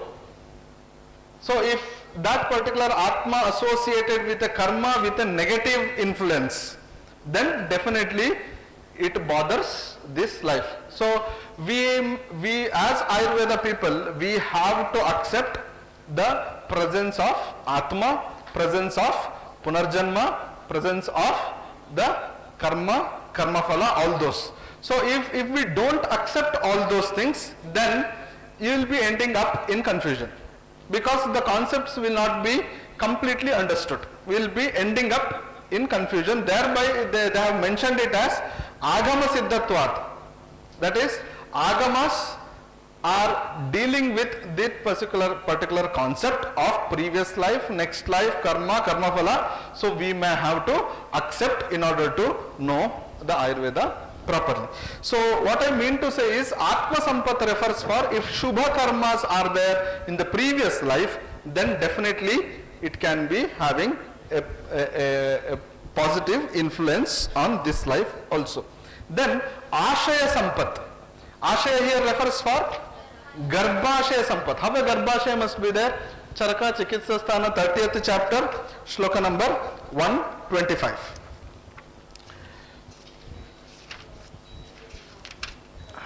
Shloka number 125. Evam yonishu shuddhasu. That means Garbhashaya is one of the component of yoni, isn't it? It is not separate from yoni. It is one of the component of yoni. So if yoni vyapat is there, then it is, we have to say that Ashaya is not Shuddha. That is, Garbhashaya is not Shuddha, or Garbhashaya is not Sampat. Any disease is there related with Garbhashaya or yoni, then it is not Garbha Sampat. So the lady should not have any diseases related with Garbhashaya. Let us see there further. Evam yonishu shuddhasu garbham vindati yoshitaha adushte prakrite bije jivopakramane sati. Very, very important. Jiva upakramane sati. Shukra Shonita Samyoga happened. Assume that Shukra Shonita Samyoga is happened. But that Garbhashaya is having one disease. Then Jiva Upakramana, that is Atma from somewhere else, will not enter into that particular Samyoga of Shukra and Shonita. Jiva Upakramana does not happen. Here Jiva refers for Atma. So Atma cannot come and join that Shukra and Shonita Samyoga. Samyoga will be happening. Shukra Shonita Samyoga happen. But Jiva Upakramana, that is Atma, will not enter. So what is the definition of Garbha? Shukra Shonita. Jiva Samyoga is there, isn't it? Shukra Shonita plus Jiva. So if Yoni Roga is there, Yoni Vyapat is there, that Jiva will not come in. So thereby the Garbha Utpatti will not happen. Next, Kala Sampat. Again, Charaka Chikitsa 30th chapter, 225 to 226.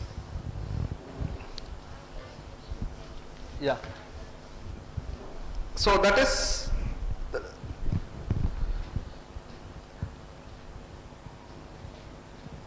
they have mentioned that in the first question, that after the menstrual flow one should involve in sexual intercourse. That is Pancharatranu Bandhi, they have said, isn't it? After 5 days, if sexual intercourse is done, then that is the right time for conception. If that kala itself is not considered, if kala is not adequately known, then garbha cannot happen. So that is what they have mentioned here. So kala sampat, that kala must be proper. And also it is said that kala includes many of the aspects. They have mentioned raho visrishtam. Raho visrishtam refers for during the sexual intercourse proper privacy will be there. A time and place should be such that proper privacy must be there, thereby the flow of the shukra will be proper. That time factor is very, very essential. So during sexual counseling, we may have to ask all these aspects. So everything will be proper, but that time component, if not proper, then the garbha utpatti will not happen. Then the last one is hita anna. In various contexts in sharirasthana, so different hita annas are recommended. So all those aspects must be included in order to have garbha. So got it? Now this particular, when a complete development happens, when properly delivery happens, when easy delivery happens, when all these 6 components are there, then only these things will happen. Got it?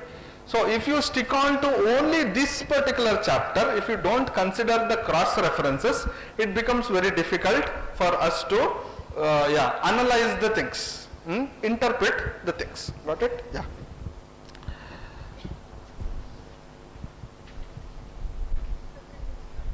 Okay. Yeah. The next question, very interesting and limited answer we have for this question. Atma dehat katam anyam deham upaiti atma sada kaihi anubhadyate. So how atma from the previous life will enter into another life?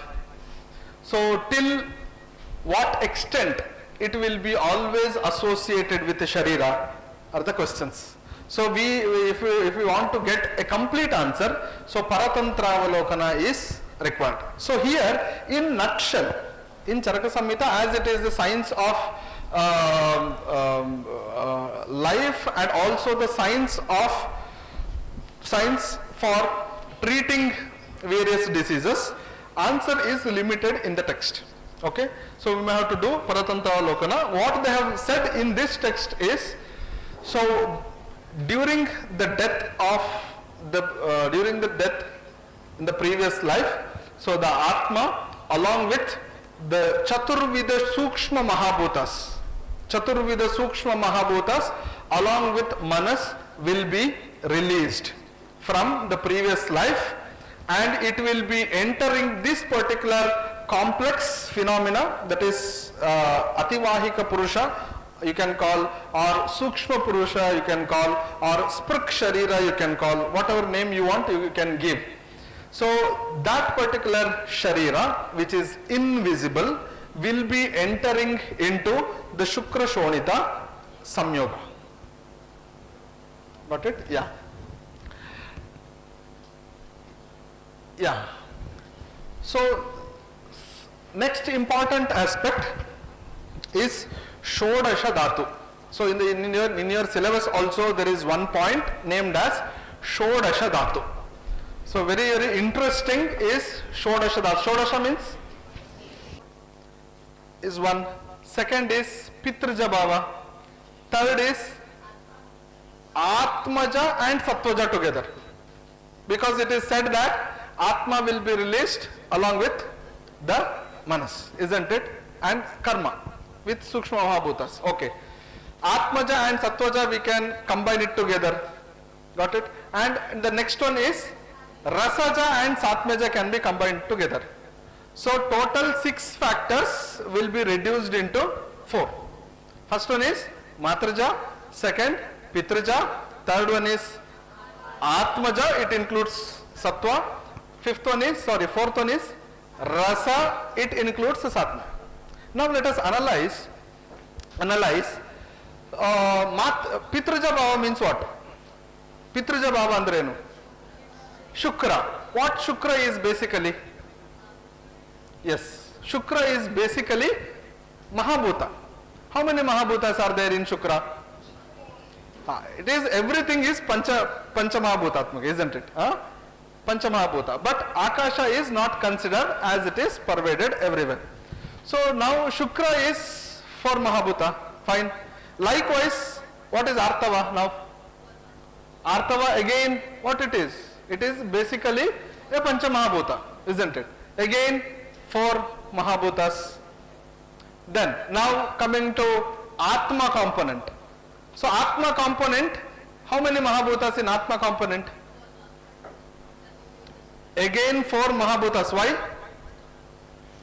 Yeah, in the previous life, during the death, Atma will be associated with Chaturvida Sukshma Mahabhuta. Okay? Again it is 4. Fine? And the last one is Rasa. Rasa means what actually? Rasa andrenu? It is Ahara. Ahara is basically again Panchamahabhuta, that is leave the Akasha 4. So now 4 factors are having 4 Mahabhutas. 4 into 4 it becomes 16. So these 16 are called as Shodasha Dhatu. And very, very important is that the sex determination will be happening based upon this. Sex determination will be happening based upon this. So now you can say, if I ask you how sex determination happens, you will be saying, if Shukra Bahulya is there, then male. If Rajo Bahulya is there, then female. Single word answer, single sentence answer you give, isn't it? So if I ask further a question, how? How and why? This, if Shukra is dominant, the male will be the outcome. So now again you have to come back to your basics, stick upon to this. These 16 dhatus are very, very important. So now we can analyze or we can derive the Mahabhuta, which Mahabhuta will be dominate in Shukra, Shonita, Rasa, isn't it? Now can we say which Mahabhuta is dominate in Atma?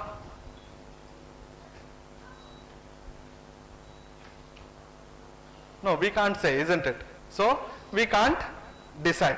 So in spite of having male dominant or in spite of giving the aharas which are dominate in Prithvi Mahabhuta, Ap Mahabhuta, in spite of male is dominant, female is suppressive, instead of that also there is a chance of getting a female baby. Because here out of these 4 components, Atma dominates. Atma decides. Dominates and decides everything. It is supreme there. So thereby we can't always make a guess that this time I have given these aharas to that pregnant lady, or she has consumed these all things, so the outcome will be male baby. No, we can't say that. So for that, these 16 dhatus, that is Shodasha dhatus, are important. And now I think you got it, the importance of it. Yeah. So repeatedly in this particular chapter, a term is given, that is Bija Dharma. Bija Dharma. Purusha and Prakriti, you know, two components, Purusha and Prakriti. So in that they have said it as Bija Dharma. So what is that Bija Dharma mean? Bija Dharma refers for each and every component considered as Bija, either it is Atma or Rasa or Shukra or Shonita, having the dominance of Mahabhuta is nothing but Bija Dharma. Is nothing but Bija Dharma, that you have to understand. And the important, another important verse, important quote in Chakrapani they have given, Abhautikat Sharirat Bhautikam shariram bhavati iti agama prasiddham. Abhautika sharira, that is, I said ativahika sharira or sukshma sharira. From sukshma sharira, this physical sharira is formed.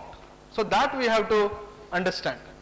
From not only Shukra and Shonita, from abhautika sharira, that is from linga sharira or sukshma sharira, this physical form, metaphysical form is leading to physical form of human existence, and they have said it as agama prasiddham. So this particular concept is known from various agamas. Yeah, very, very important that I said Atma will be in having the influence of previous life. How many previous lives? How many previous lives? So Sharira is now new.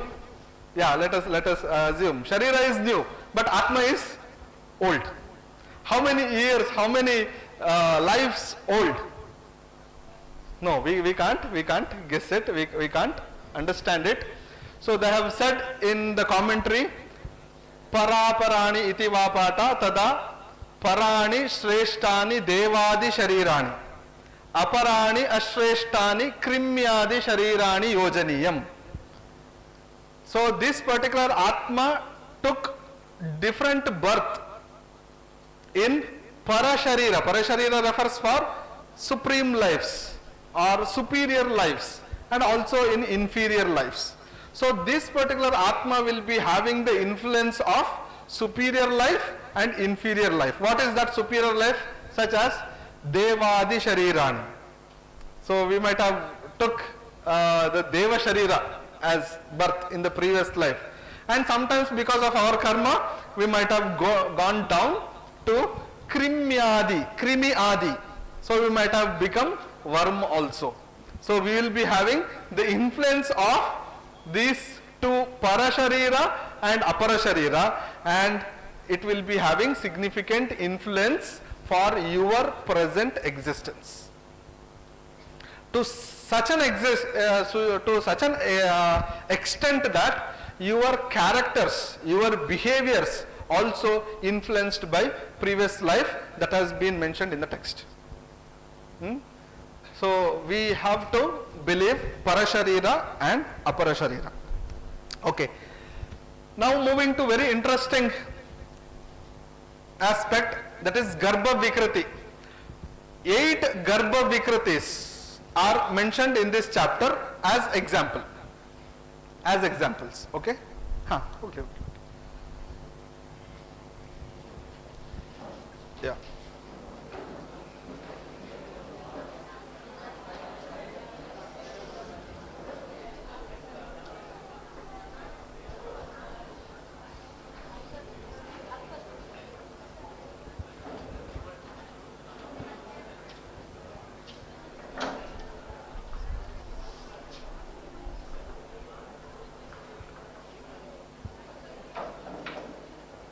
Yeah, done?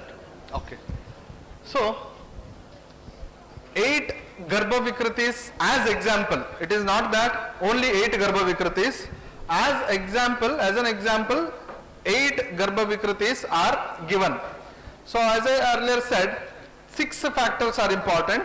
First one is Shukra, Asrak, Atma, Ashaya, Kala and Ahara. So these 6 entities are essential to get Sampurna Anga, Sampurna Sharira. Any defect in these 6 will be leading to what? Garbha Vikriti. Okay. So list of Garbha Vikritis they have mentioned in this particular chapter as example. Okay. They are Dvireta, Pavanendriya, Samskaravahi, Narashanda, Narishanda, Vakri, Irshyabhiratihi, then Vatika Shandaka. So these are the 6 examples. Let us go one by one and find out. So go through with the context, go through with Garbha Vikriti context. Reference number, can anyone say? Yeah, 18 to 21. 18 to 21, 18 to 21, Garbha Vikriti. Let us go through. So these are the Garbha Vikritis and their information they have given in 18 to 21 shloka. Okay. Now the thing is, I will show some image, I will show some picture. You have to identify which is the Garbha Vikriti. Okay. Now based upon that, let us discuss. Okay. Shall we go forward? Yeah. Are you there with me till end? Yeah. Okay.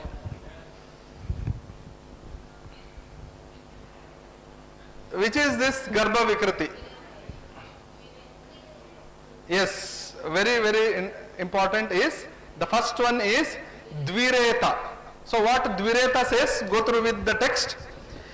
Bijat samamshat upatapta bijat stri pumsa lingi bhavati Dvireta.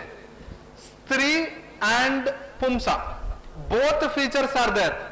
So what are the both features here? Both sexual organs are there here.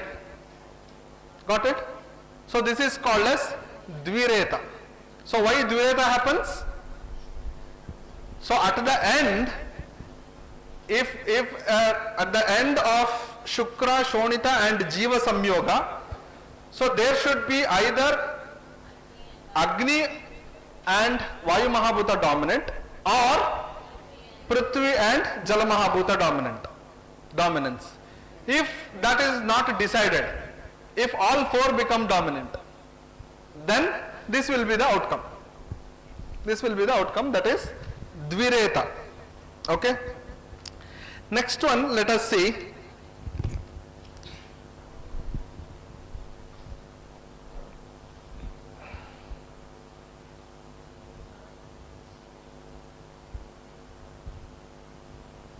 Yeah. Which one it is? So I have marked where to see. In circle I have marked.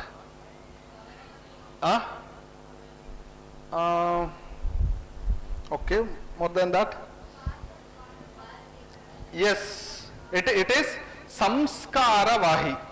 It is Samskara Vahi. Vahana refers for passage. Passage of what in this context? Shukra. Passage of Shukra. Passage of Shukra. Dwara. There is a defect in the Dwara, in the passage of the Shukra. Why it is then Samskara Vahi? Through Samskara, through, or if you give Samskara through food or medicine, this particular condition can be cured. Got it? So if Shukrashe Dwara is blocked, then what may happen? Shukra will not come out, isn't it? Shukra will not come out. But if you give medicine, in such condition only Shukra will come. Normally, otherwise it will not come. So this is nothing but Samskara Vahi. Next.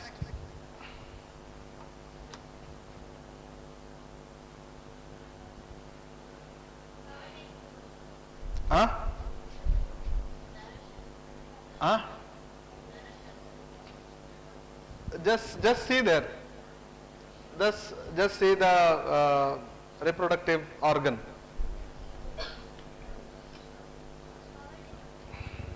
Pavanendriya na?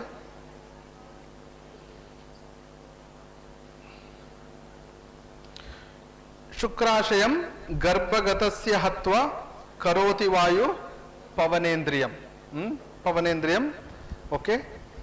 Can we take it as Vatika Shanda? Just go there and see what Vatika Shanda is talking about. Vayuagni doshad vrishanau tu yasya nasham gatau Vatika Shandakasya. So now another condition is there. Let us talk about this particular image later after comparing with that particular image. Okay. Okay, we shall keep it pending.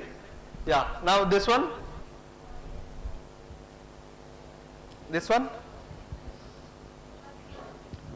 Yes, very important here is Vakri. Vakri.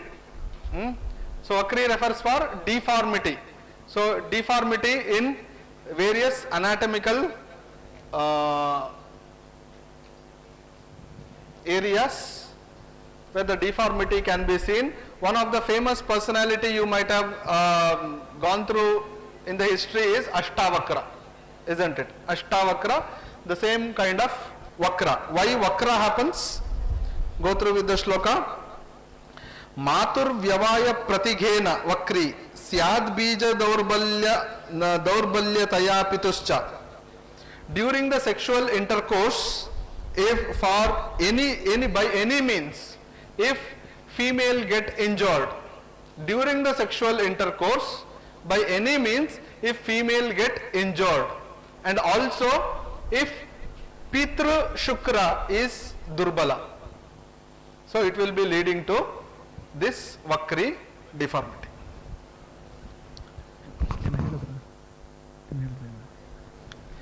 Next, this one.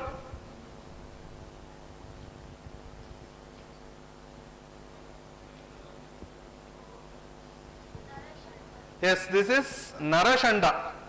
Narashanda, male, but there will not be fertility. Even though he is a male, he cannot make the women to get conceived. So everything will be normal, everything will be proper, but that Shukra will not be having the quality and the quantity of the Shukra, which will not be yielding to Garbha. Likewise, this is Nari Shanda. This is Nari Shanda. She looks like a female, everything will be normal, but some defect will be there, either in the Garbhashaya or in the process of ovulation. So some defect will be there. She is Nari Shanda. Next very interesting one is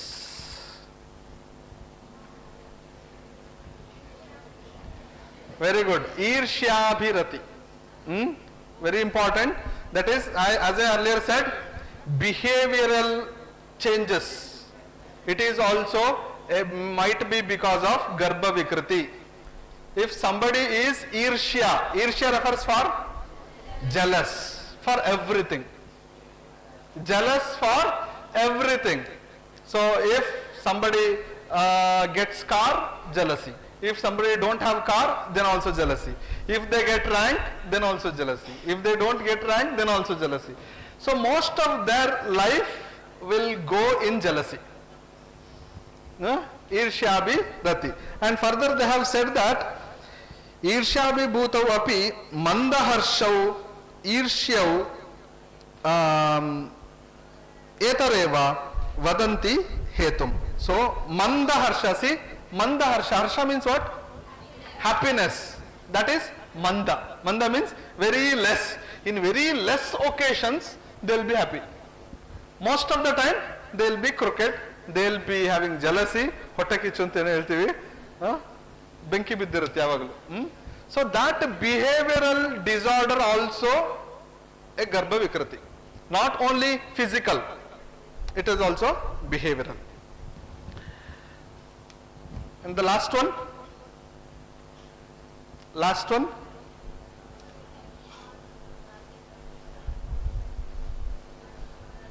Yeah. Yeah. So now Vatika Shanda and also about Pavanendriya. Vatika Shanda and Pavanendriya, now you can discriminate. In the previous, there is one Vrishana was there. Only one Vrishana was there. So that one Vrishana is Nasha. Only single testicle was there. Testis was there. Another testicle was missing. So that comes under Vatika Shanda. So here it comes for Pavanendriya. Here it comes for Pavanendriya. So these are the few Garbha Vikritis they have mentioned in the text. So there can be more Garbha Vikritis. They have said in the commentary that few of the Garbha Vikritis will be evident during the birth itself. During the birth itself we can identify. And during, some of the Garbha Vikritis, they will be identified during secondary sexual development happens. Secondary sexual characters will develop more. So during that time it will be exhibited. It will be exhibited. Okay? Yeah. Okay. Fine. Now coming to the last aspect of the chapter. Why rogaha kutaha?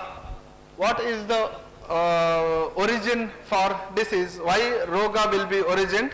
What is your answer? Yes, prajnaparada, asatmendyartha samyoga and parinama. And also further in the text they have stretched into two important aspects, that is daiva and purushakara. So daiva and purushakara. Daiva refers for as a previous lives influences, and purushakara refers for this life influence. So which one is more important now? Why disease happens? Assume that a person is having previous lives influence maximum, whether the disease happens in this life. May not be. Okay? So not always. Not always. So this life is important, otherwise there will not be any meaning for this life, isn't it? So this life is important. Sama and Vishama karma, whatever we do in this life, Sama and Vishama karma, whatever we do in this life, that takes a maximum portion of leading into a particular disease. So that is what they have said. Daivam pura yat kritam uchyate tat purusham yat viha karma drishtam pravritti hetur vishamaha. So whenever the individual involved in a pravritti in this life, then it get influenced by the previous life also, and it will be leading to the disease formation. Then what is the treatment? Nivritti. Nivritti refers for a person should have control through his indriyas. So what to control? Prajna need to be controlled. Prajna need to be controlled. Yeah. So this is how we can manage further in the text. When a disease, how we can prevent reoccurrence of a disease? How we can prevent the reoccurrence of a disease? How? One is through shodhana. Second is through having proper lifestyle. Through, you might have studied this particular shloka in the first year also. Naro hitahara vihara sevi samikshakari visheshva sakta data samah satya parakshamavan aptopasevi bhavati arogaha. So these all entities we need to consider in order to always have health. So otherwise we will be diseased. So with this I will be winding up this particular chapter, Atulya Gotriya Adhyaya. So this is the summary of the chapter. Various aspects are related with Garbha till disease manifestation have been enlisted and given answers for the questions asked by the student. So total 32 questions asked and answers are given. So this is all from my side. So if you want to ask any question, it is open, we shall discuss.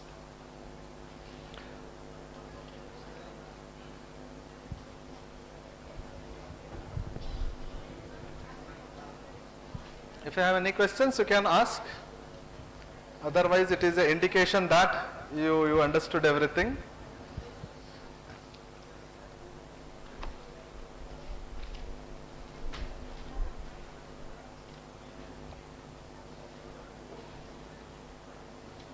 Yeah, it is said that a student who asks a question in the classroom become fool for 5 minutes. A person who don't ask question become fool for lifetime. Okay, so now you decide. Hmm?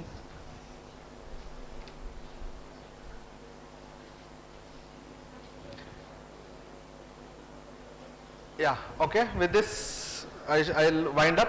Thank you. I'll be meeting you in the next session.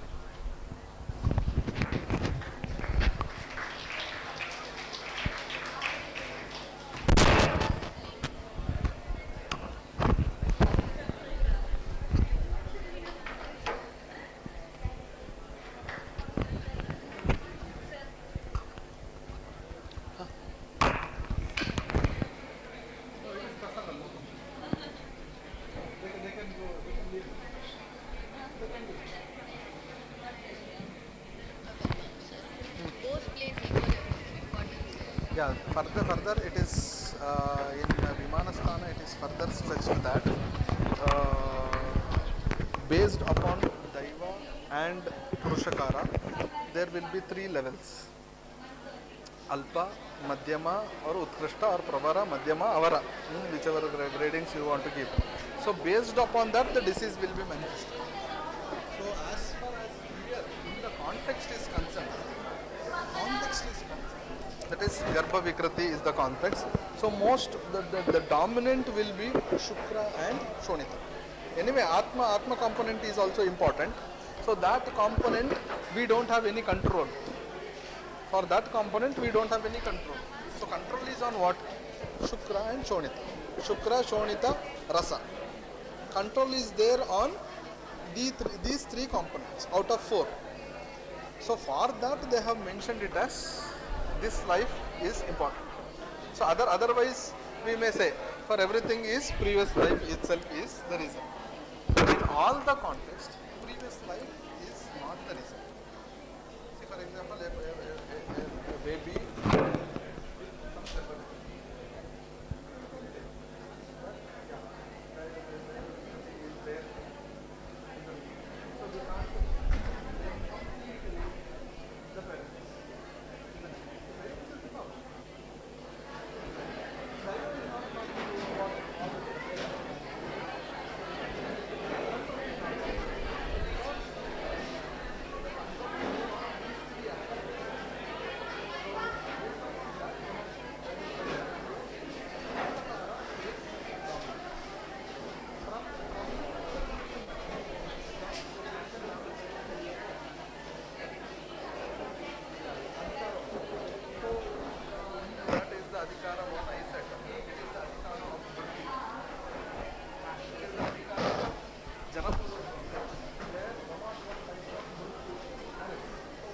reason for that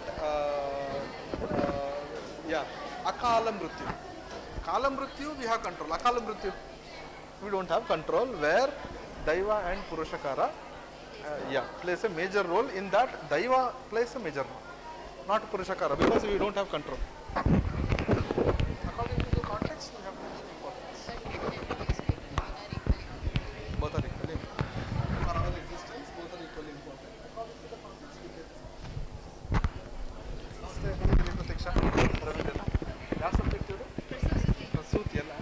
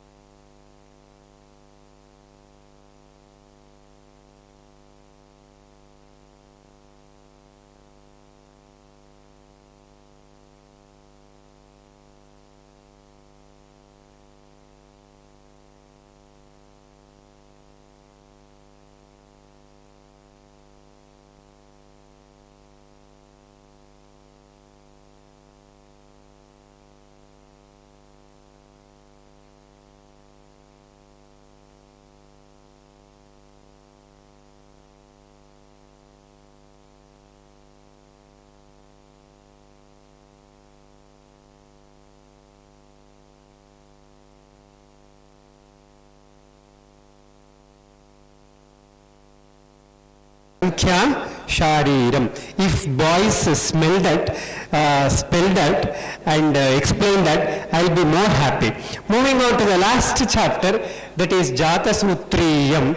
Allah, I have a biggest challenge of, we can teach anything, but we cannot teach how to smile and all. It is very tough. Even after doing so many activities, even after mimicking many things, at the end of tomorrow, if I make my boys putting a smile, that is not a smile, that is abnormality. There is lot of difference, okay? So, if Prakriti is there, I'll be happy. So, at the end, hopefully, I'll get a smile on the faces of all young boys, if they are.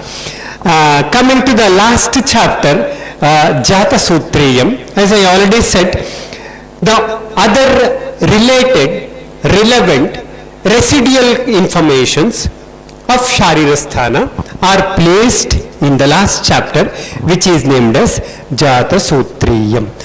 To have healthy progeny, we are supposed to follow certain disciplines. To have healthy progeny, we are supposed to follow certain rituals. To have healthy progeny, we are supposed to have specific lifestyle that has been mentioned by Dr. Arhant already, and we are going to have detailed discussion again later. What all to be done, those points are explained in the last chapter, which is named as Jata Sutriyam. So that is the last chapter in Sharirasthana. Let us have a quick recap. First, second, third, fourth. How supportive your girls are. Fifth chapter, Purusha Vichayam 6, 7, 8. Thank you. So now we will try to know few prakaranas, few contexts which are mentioned in Sharirasthana, because knowing that helps us to utilize Sharirasthana properly in our future practice. So let us try to know 15 prakaranas. There are more than 15, but talked about this. The concept of karma has been mentioned very significantly in Sharirasthana. Let me present another dimension of karma through which it will be easy for us to understand the concept. Getting the connectivity. So the organ appendix, hope all of you know that it is there in human being. Hope all of you know the organ appendix is present in human being. Abba. If you don't know Ayurveda, okay, at least you should tell this, isn't it? Appendix is a dash organ which is present in human being. Vestigial organ. It has become vestigial. It was there, it was functional, it was active, but in this generation it has become due to various factors. Are you getting the connectivity what I am talking about? So we are doing few deeds that is becoming a deteriorating factor for our next generation too, which we are supposed to realize always. So it's our responsibility to maintain the quality throughout. That's very essential. So keep this point very seriously in your mind. So whatever you are doing for me today, that will come in returns for you. Don't forget it. Your patients will teach you the same lesson. So you should keep that point in mind. Yes. So the concept of karma has been extensively mentioned in Sharirasthanam. This is what we are supposed to realize. That is providing scope for us also. That is showing the limitation of us also. So if we want to prevent some detrimental components for future life, we have to rectify there itself. I don't want to transfer the deteriorating factors, whatever I have, to the next generation. If I have that orientation, then we have the solution in Ayurveda which has to be realized, which is mentioned in Sharirasthana itself. This is what you are supposed to realize always. So the concept of Karma Siddhanta has been mentioned, is having flow throughout Sharirasthana very significantly. We should realize this. It's very simple. Be good, do good, that's all. Everything will be good for you in your future as effect. That's a very simple principle presented in the form of Karma Siddhantam, what you are supposed to know. So is it clear? Yes. Moving to the next one, as I already mentioned, how all the factors present in human race are getting transferred or getting transmitted, that has been explained extensively in Charaka Samhita Sharirasthana. This is the third adhikarana which should be known properly. Okay, so this concept we are going to study again in the third chapter that comes later, but still you should know here only the concept of bija, which has been mentioned earlier, the concept of bija bhaga and the concept of bija bhaga avayava. Let me repeat the three factors. One is bija, second one is bija bhaga, third one is bija bhaga avayava. So these three factors are very essential for proper formation of garbha. This concept explains beyond genetics, which we are supposed to know always. Whatever the current genetics, whatever the current epigenetics, open your chat GPT. Whenever I use some new terms, you should trace what it is, right? Yes, tell me what is epigenetics. Type epigenetics and ask the question, what is epigenetics? That is the current advancement in the field of genetics, human genetics. What is epigenetics? Any boy?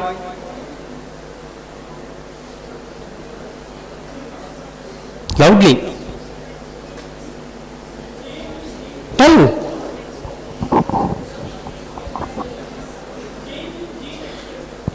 Change in gene expression, very fine. Lifestyle, right? So that's what the concept which has been portrayed, which has been practiced long back, which we are supposed to realize. So it is just for your understanding I have mentioned here. Moving on to the fourth one, as it has been known that life is phenomena, or we can call it as life is having a journey in between Prakriti as well as Vikriti. So we should know what normal is, we should know what abnormal is. So knowing abnormal will be easy if we know the normal. Knowing both normal and abnormal is mandatory to know the homeostasis, right? So this Prakriti and Vikriti has been explored and explained throughout Sharirasthanam. So we come to know how to assess Prakriti. We will study about the other components of Prakriti also. Prakriti has been mentioned extensively here, and knowing Prakriti as well as Vikriti makes us perfect in the field of Ayurveda. So the concept of Prakriti and the concept of Vikriti has been mentioned very significantly in this particular division, sthana, that is Sharira Sthanam. Moving on to the fifth one, as I already said, in the morning we discussed about Manas, we discussed about Mano Artha, we discussed about Mano Karma and all, right?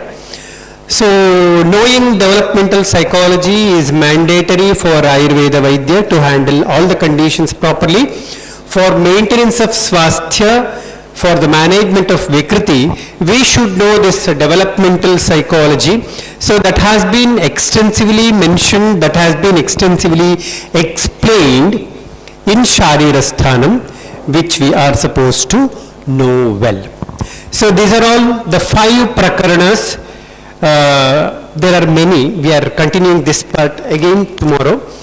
5 important prakaranas of Sharirasthanam out of 15 we discussed till now.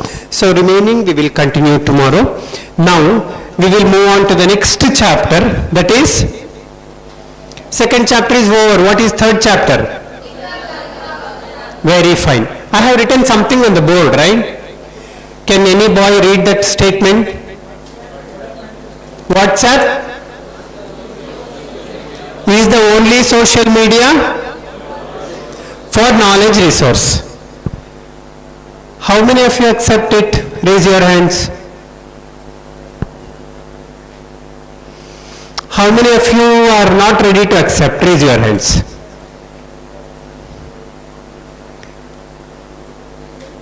Other grandpas and grandmas, they are in deep sleep. Let them enjoy sleep.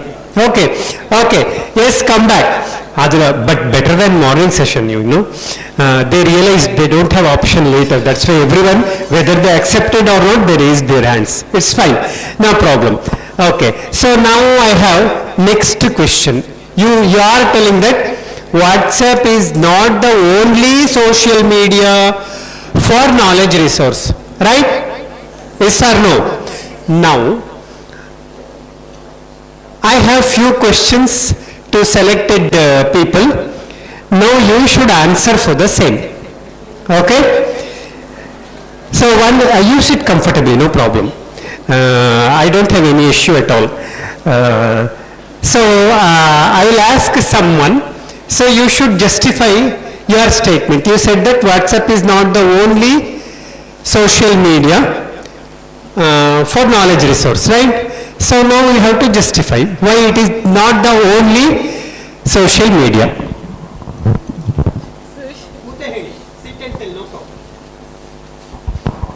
There are many other sources, not only WhatsApp. Like textbook is the one source where we can get knowledge. Very fine. So she said that WhatsApp is not the only this social media. There are other media like Facebook, Insta, YouTube, Telegram. Okay, fine, fine. I'm very happy you are advanced to that level. Okay. Now, excluding this view, you give your view on the same.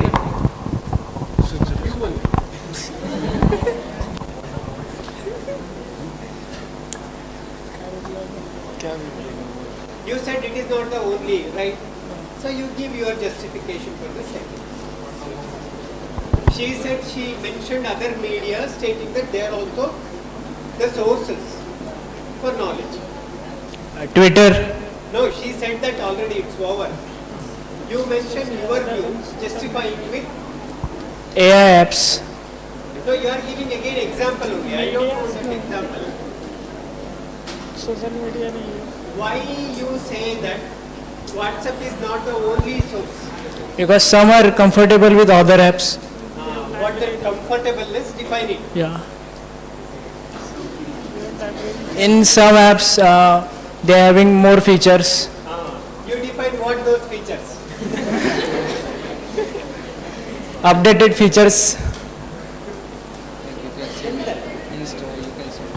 I'm in confusion. Whether you people are updated or outdated. So, then you have to prove it. Yes. He said, other social, let me refine this statement. Other social medias are having some other additional features for knowledge enhancement. That's what he tried to communicate. Is it clear? So we got two views now. Okay. So excluding these two, you should add your view now. What the two they told, excluding that you should tell.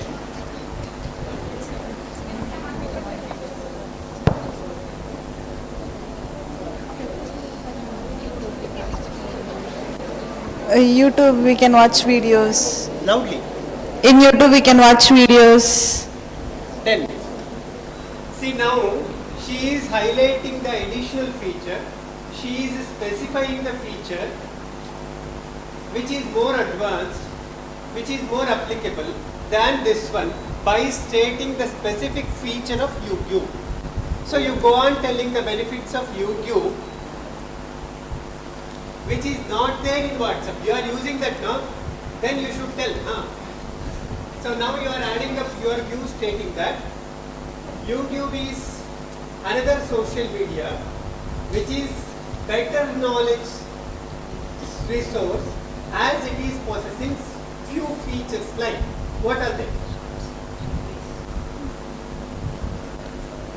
See, you are using social medias without knowing anything which is of no use again. Shorts. Then, keep quiet there.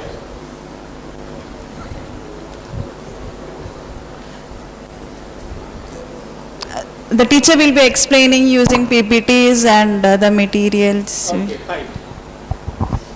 So moving ahead, can you make use of some other social medias? Can you highlight the features of different social medias which are adding your knowledge level, which are not there in WhatsApp? Let me simplify the process so that it will be easy for you. Or can you justify how Facebook is better than WhatsApp? I'm in confusion whether you people are updated, whether you people are aware of this social media or not. In Facebook, maybe some live feature is there, so we can do online classes and some live classes we can do. Okay. That can also be got in WhatsApp also through different videos, no? If it is forwarded, you will have that. Okay, so can anyone explain Insta versus WhatsApp? See, my statement is WhatsApp is the one and only. How Insta is having additional benefits than WhatsApp that you are supposed to justify. See how we are becoming slaves without knowing anything. We are addicted with all these components, right? But we don't know anything. That means we are simply wasting our life. Yes or no? How is Insta is better than WhatsApp? Anyone? Any girls?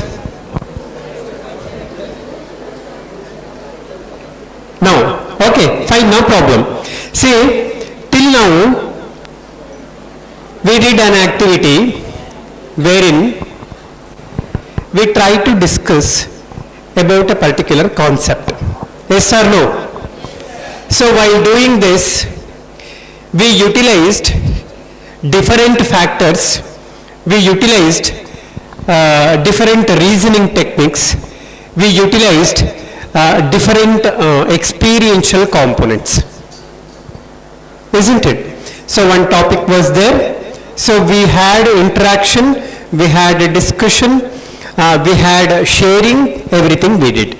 So when you look into third chapter, Kuddika Garbhava Kranti, wherein you get this specific methodology just to highlight the factors which contribute for proper formation of Garbha.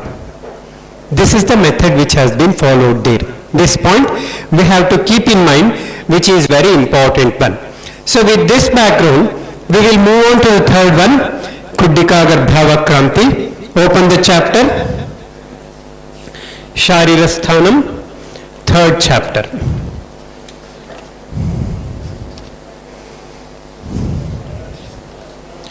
There are 6 factors which contribute for the formation of Garbha, which are explained in this chapter, which we are supposed to know properly. Those 6 factors are, the first one is Matraja Bhava, second factor is Pitraja Bhava, third factor is Atmaja Bhava, fourth factor is Sattvaja Bhava.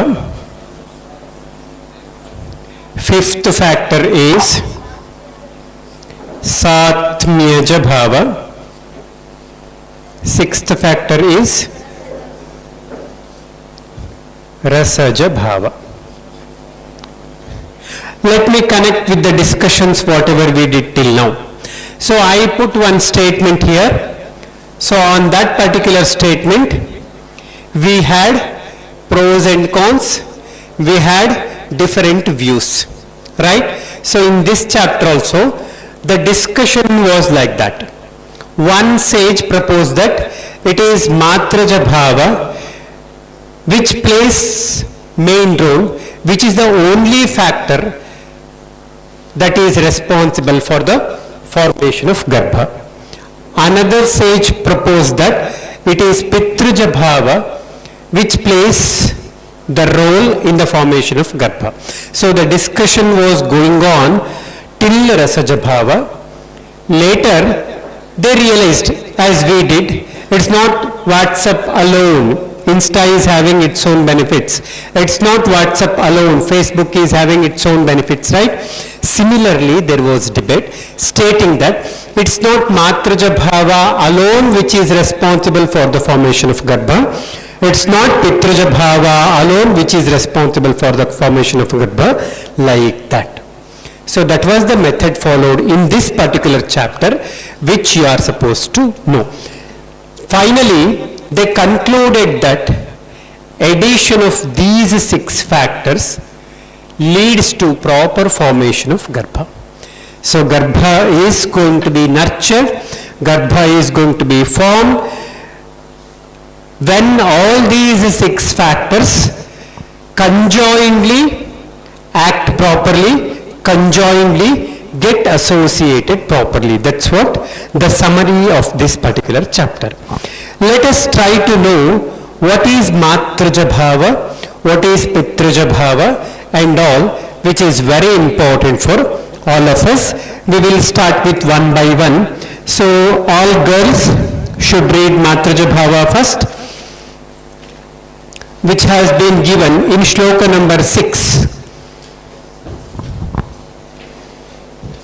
Yani khalu asya garbhasya matrajani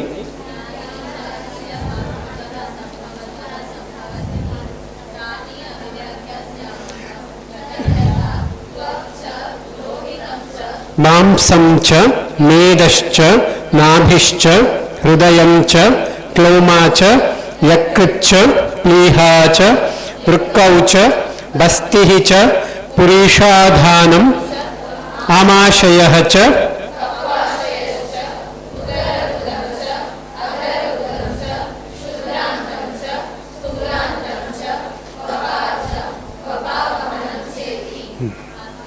So these are all Matraja Bhavas. So here one point you have to keep in your mind. It is not like these are all the parts which are derived from your ovum. It is not like so. They are having connectivity at different levels which you are supposed to realize. I mean to say, when you see the word the Lohitam, does it mean that all progeny are getting the same blood group of mother? It is not like so. This is what you are supposed to realize. Okay. So these are all the parts of human being which are having association, which are having a connection with Matru, which should be known properly. Okay. So here it is very specifically mentioned that somewhere either for the nourishment there is connectivity, somewhere for the management there is connectivity, somewhere for the pathology there is connectivity. So that has to be traced and that has to be understood very properly. Okay. So now we will move on to Pitruja Bhava. Boys, read Pitruja Bhavas, shloka number 7.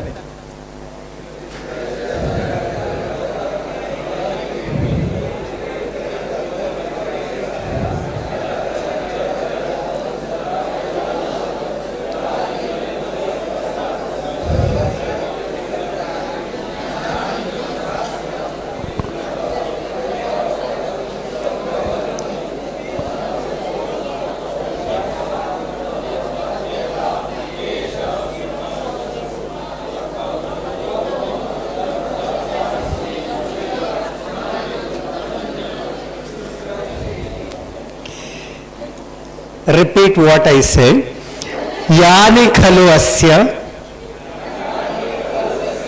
garbhasya pitrajani yani cha asya pitratah sambhavatah sambhavanti tani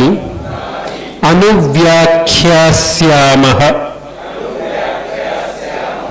तद्यथा केश श्मश्रु नख लोम दंत अस्थि सिरा स्नायु धमन्यः शुक्रं चेति पितृजानि. You should know all these shlokas, underline the shlokas, you should bahat. It's compulsory because these shlokas are significantly helping for your future practice. Now you might not be understanding the importance, but later you come to know the significance and importance of all these shlokas. That's why you should know that. Okay. Moving on to the third one, it is Atmaja Bhava. Okay. That is mentioned in shloka number 10. Girls. Yanitu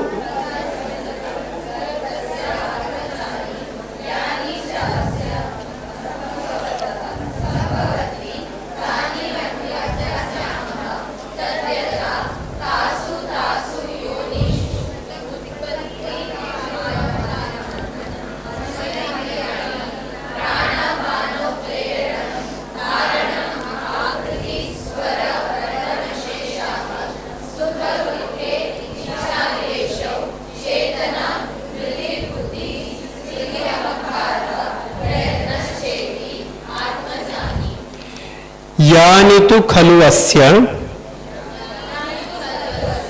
गर्भस्य आत्मजानि यानि च आत्मतः संभवतः संभवन्ति तानि अनुव्याख्यास्यामः तद्यथा तासु तासु योनिषु उत्पत्तिः आयुः आत्मज्ञानं मन इंद्रियाणि प्राणापानौ प्रेरणं धारणं आकृति स्वरवर्ण विशेषाः सुख दुःखे इच्छाद्वेषौ चेतना धृतिः बुद्धिः स्मृतिः अहंकारः प्रयत्नः च इति आत्मज्ञानि. Punashrutat, what we already studied as Smriti Karana, we are doing the same thing for practical application. Okay, so that is the third one. So you should list all these bhavas and you should bahat them and you should know them. That is very important one. After Atmaja, we have Satmyaja in shloka number 11. Yes. I think boys will read now. Yes. Yani.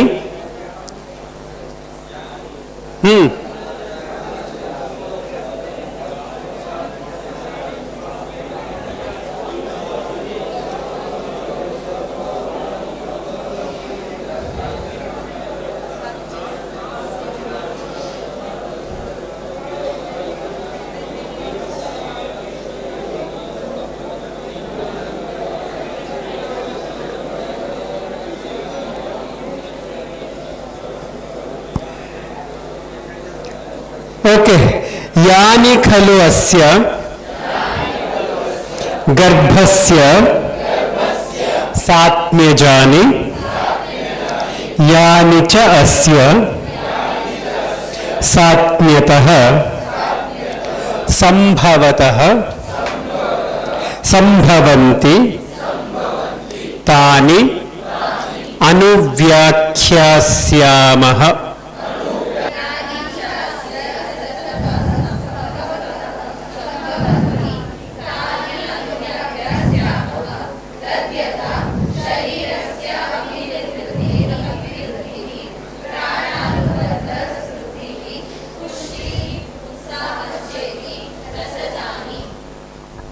Okay, one term has come there. Ti. Okay, what this is? Ti. Okay, what this is? What is the meaning of this word? It is not jobless. Cessation. Okay, so this is initiation. Both are opposite to each other. Knowing Samskrita, pronouncing the words of Samskrita is very, very, very, very important. So we should know how to pronounce the words. Otherwise, it will convey a lot of confusion. It will convey a lot of contradictions which we are supposed to realize. So we will repeat the shloka. Yanitu khalu asya गर्भस्य रसजानि यानि च अस्य संभवतः संभवन्ति तानि अनुव्याख्यास्यामः. तद्यथा शरीरस्य अभिनिर्वृत्तिः अभिवृद्धिः प्राण अनुबन्धः तृप्तिः पुष्टिः उत्साहः च इति रसजानि. Well, so after narrating the rasaja bhavas, we get the description regarding sattvaja bhavas. Okay, the sattvaja bhavas are explained in shloka number 13. All of us we will read it together. Okay, yani khalu asya garbhasya sattvajani yani asya sattvatah sambhavatah sambhavanti तानि अनुव्याख्यास्यामः. तद्यथा भक्तिः शीलं शौचं द्वेषः स्मृतिः मोहः त्यागो मात्सर्यं शौर्यं भयं क्रोधः तन्द्रा उत्साहः तैक्ष्ण्यं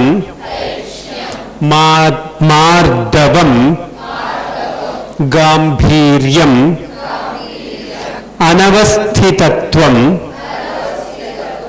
इत्येवम् आदयः च अन्ये. Okay, so now what you are supposed to do is you should enlist while coming tomorrow. You should enlist all these bhavas, matruja bhava, pitruja bhava, sattvaja, satmyaja, all, and you should by heart all the 6 shlokas, which is very important one. More than that, now there are few bhavas which are present in 2 or 3. Few bhavas which are present in satmyaja, they are present in sattvaja also. Few which are present in rasaja, they are present in satmyaja also. So the common factors, the factors which are falling under 2 or 3 should be noted. That is very important one. You get some interesting finding, you get some interesting knowledge when you do that activity. So you should do that while coming tomorrow, and you should submit what new component, what additional component you got in this activity. So that is very important one. So the term which is used here is sambhavatah sambhavanti. Isn't it? So in all we got that particular description, the usage of two words. That point is very important one. Even though they said that certain avayavas are because of matraja bhava, certain karmas are because of satmaja bhava, like that. That is probability. That's what mentioned Dr. Arhant earlier also when we are talking about Atulya Gotriyam, how male and female progeny are going to be decided. That depends on the contribution of other factors also. Here also, that is probable description, sambhavatah. So it's probable. In maximum it's real, appropriate one. Possibly, these are all the factors which are because of matraja, these are all the factors which are because of pitraja. So that again depends on the composition of Panchamahabhutas, which we are supposed to know properly. So this is what explained in the third chapter. As I already said, the narration has followed one unique style which you are supposed to keep in your mind, along with the concept of bija, bija bhaga and bija bhaga avayava. If both male as well as female reproductive elements are in proper condition, then there will be progeny. Okay, so if bija itself is upatapta, if bija is not there, can conception happen? Certainly no. Okay, so bija is there, one part in the bija is having defect. Every organ is having its representation in fertilized component. This is what we already studied. Right? Heart is having its representation in fertilized component. Lungs are having representation in fertilized component. The factor which is present in fertilized component, which decides the formation of lungs, is absent. Whether the lungs are getting formed in progeny or not, it will not be formed. So we call it as bija bhaga tatta. Right? Again, the factor which decides the normal status of lungs in the progeny, there are sub-factors which decides the status of alveoli and all. So if that is destructed, there will not be proper formation of alveoli. So bija bhaga avayava tatta. Is it clear? So how much minute observations our ancestors they did, and they have provided the clarification for the same. So if there must not be defect at the level of bija, then what we have to do? Bija should be normal. I mean to say both male reproductive element, female reproductive element should be normal. For that, what we have to do? What we should think of? Person should be healthy and the lifestyle of the person should be healthy. Every factors which are, each and every factor which are contributing for the proper formation of reproductive element should be looked into, which is very important one. So that is going to be narrated later. So here only the important factors which are contributing for the formation of garbha are dealt with. So up to this, is it clear? Yes. So we will have an activity now.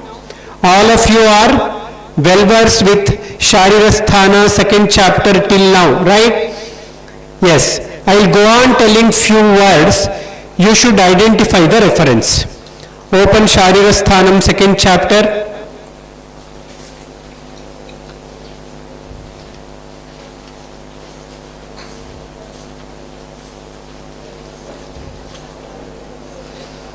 You should tell the shloka, you should be very fast. I will tell the word, you should tell me the reference. Second chapter, Atulya Gotriyam. First word is Ojoshananam.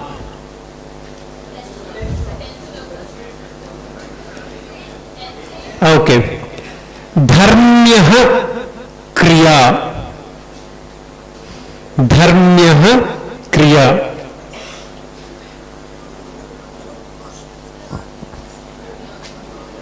धर्म्यः क्रिया,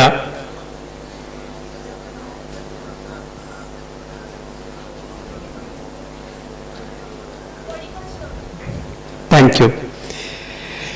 मनोजवम,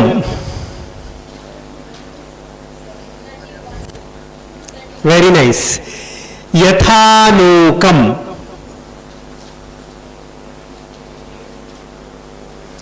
यथानूकम, 27, very nice. पवनेन्द्रियत्वम, very nice. वातिकषण्डः, 21. Okay, all of you are good at searching the words, very nice. Okay, so any doubts you have regarding this chapter? Kuddika Garbhava Kranti, anything you want to ask?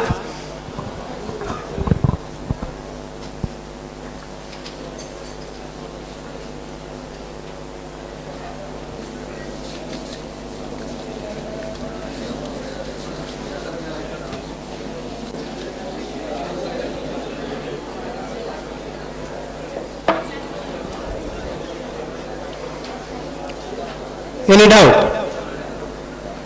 No. Okay, all of you are having sleepy mode. Let us play a game. Okay. Yen jivana re. You should have enthusiasm, sufficient enthusiasm to lead life, which is very important, man. Choose your favorite partner. It is left to you. I have not told anything. Any friend, whomsoever you consider it as your favorite. Stand up and choose a friend. Be fast. Yellow kasta ಎಲ್ಲರಿಗೂ. Stand up and choose a partner.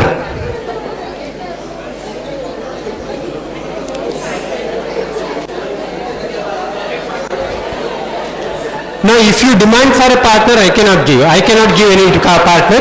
You have to choose your own partner. It's your responsibility. Huh? Be fast. Stand up. 1 2 1 2. You have a partner. ಬೇಗ ಬೇಗ ಹೇಳ್ರಪ್ಪ ಗಂಡು ಮಕ್ಕಳು. Stand up. No problem. You have anyone. Stand up. Be fast.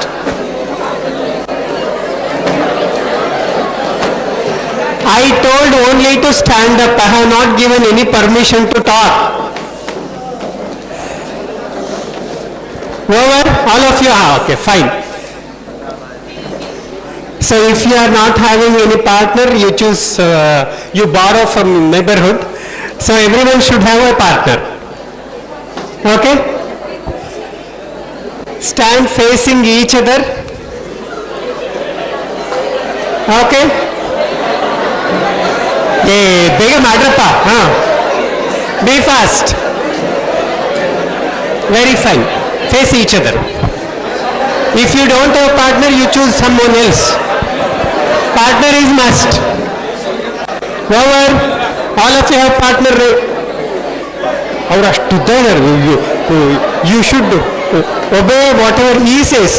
Papa he is. Okay. All of you are ready? Okay. Have a distance of your arm.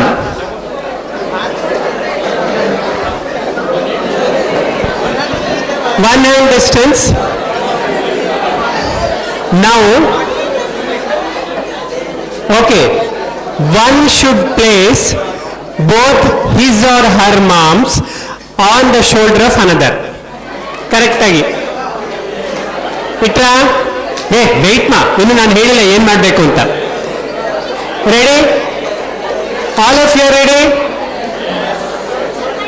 Man, I have not given further instructions. So all of you are ready? Keep both your hands on the shoulders. Another should be passive. One should keep his both hands on the shoulder of the another should be free. He should be passive. Is it clear? Fine. So all of you are ready? Yes. So the passive person should be passive only.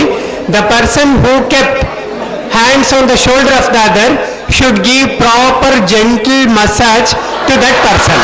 Hi, Madi, do it properly. He is very intelligent. Be fast. Be fast. Hey, give it properly. So Papa he is. Give gentle massage. Give gentle touch to your friend. Don't show your anger.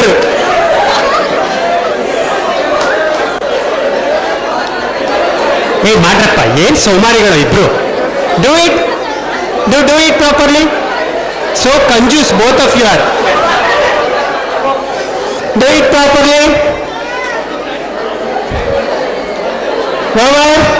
Okay. Now you change the responsibility. So now change the responsibility.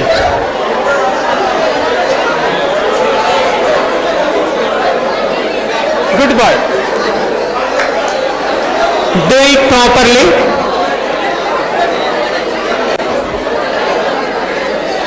ಬರೀ ಆಡ್ಕೊಂಡಿದ್ದೆ ಆಯ್ತು ಅವಾಗಿಂದ.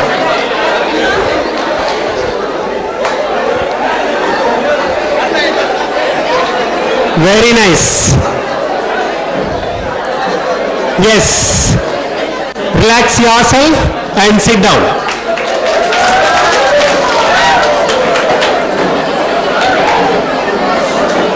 Give big round of applause for your performance only.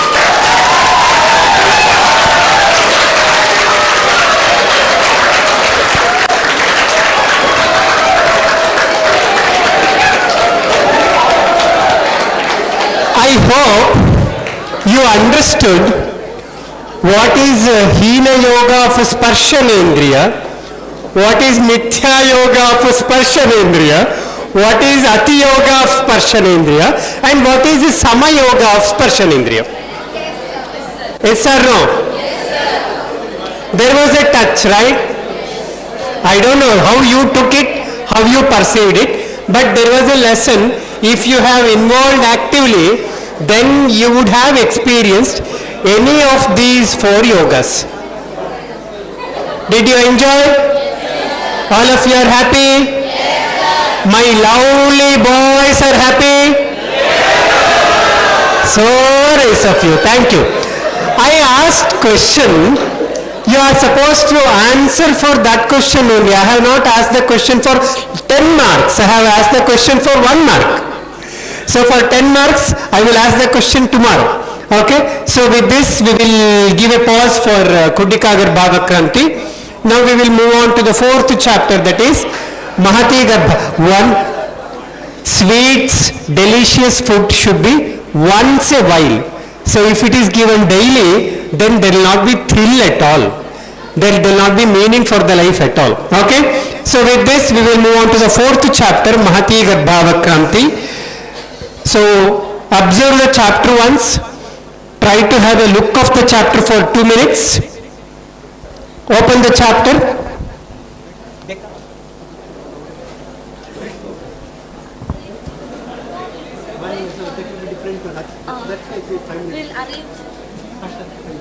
Read the chapter quickly for 5 minutes.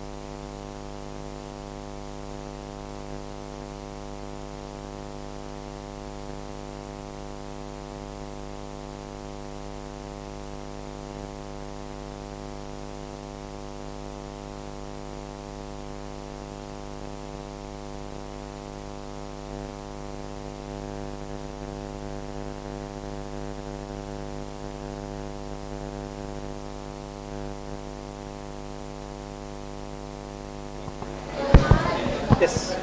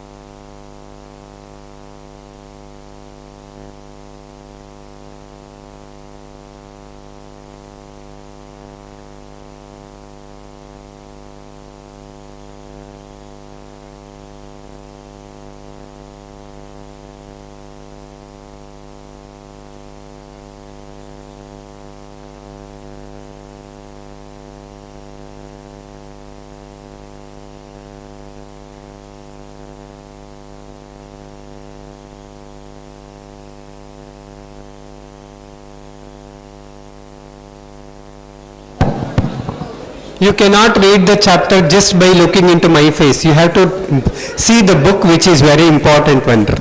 See the book and read the 4th chapter within 5 minutes.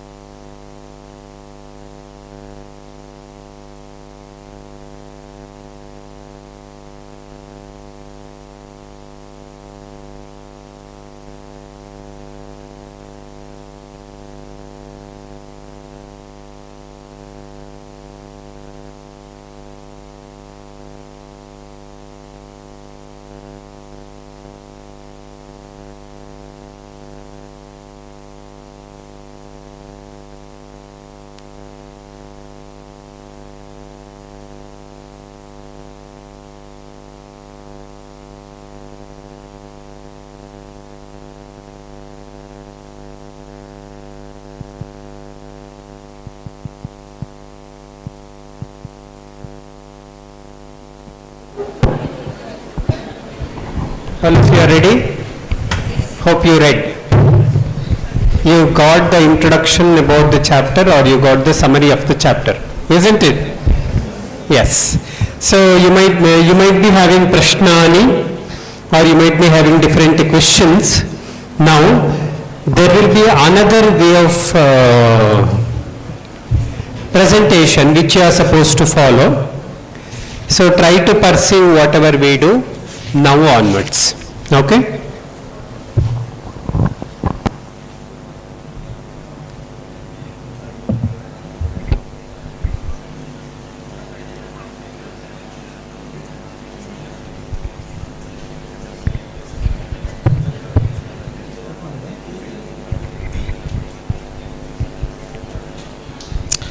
Namaste everyone. Very good evening. Good afternoon. Yes, still good afternoon. Okay. So now the activity is based upon the fourth chapter of Sharirasthana, Mahati Garbhavakranti, Shariram Adhyaya. So here we follow the pattern of Tadvidya Sambhasha. So you all know that Tadvidya Sambhasha Buddhivardhananam Shrestha, isn't it? So always while we study alone. We are solitary learners. So we study alone. We keep everything hidden, isn't it? We hide our notes. So we hide our study materials. We don't share, isn't it? So we are solitary learners. But in the professional college, so better to follow different methods of learning. Instead of solitary learning, it is discussion based learning, or it is social learning, mathematical learning, logical learning, various methods of learning we need to follow. So till PUC, till first year BAMS, you followed this method only, that is solitary method. You study alone. But from here onwards, better to follow Tadvidya Sambhasha as much as possible. So you have to create your own study circle. You have to create your own Charaka circle so that you can discuss on daily basis. So if you discuss based upon the various concepts of Charaka Samhita, not only your understanding level, your skill of convincing others, skill of understanding the things, skill of speaking, everything will be improved, not only related with the subject. So thereby Tadvidya Sambhasha is very, very essential. So initially you have to prepare well before doing Tadvidya Sambhasha. We know that our students will be doing Tadvidya Sambhasha and it will be ending up with the various nuisances related with, they start with Charaka Samhita and they will be ending up with the teacher who teaches Charaka Samhita. So thereby prepare well before discussing with others. No need of random discussion. So such discussions must be avoided. It is here they have mentioned that Bishak Bishaja Saha Sambhasheta. That means one particular knowledgeable person should converse with another knowledgeable person. So if randomly done, it has its own hazards. So better to prepare well and do discussion in your hostel or wherever you are located. So here I am representing you all. As a learner, I am representing you all. You think that I am a student and we are all discussing with a teacher. So how we shall put forward questions. So how we shall carry the discussion. So I will be representing you all, and I will be asking sometimes very technical questions, and I will be asking sometimes very silly questions also. So you should not think that it is my questions. So it is from your end I am talking to him. Okay? Fine. Sir, I heard that you are expert in Garbha Samskara. So whether this particular chapter is talking about Garbha Samskara, various aspects of Garbha Samskara, or it is related with only the development of Garbha.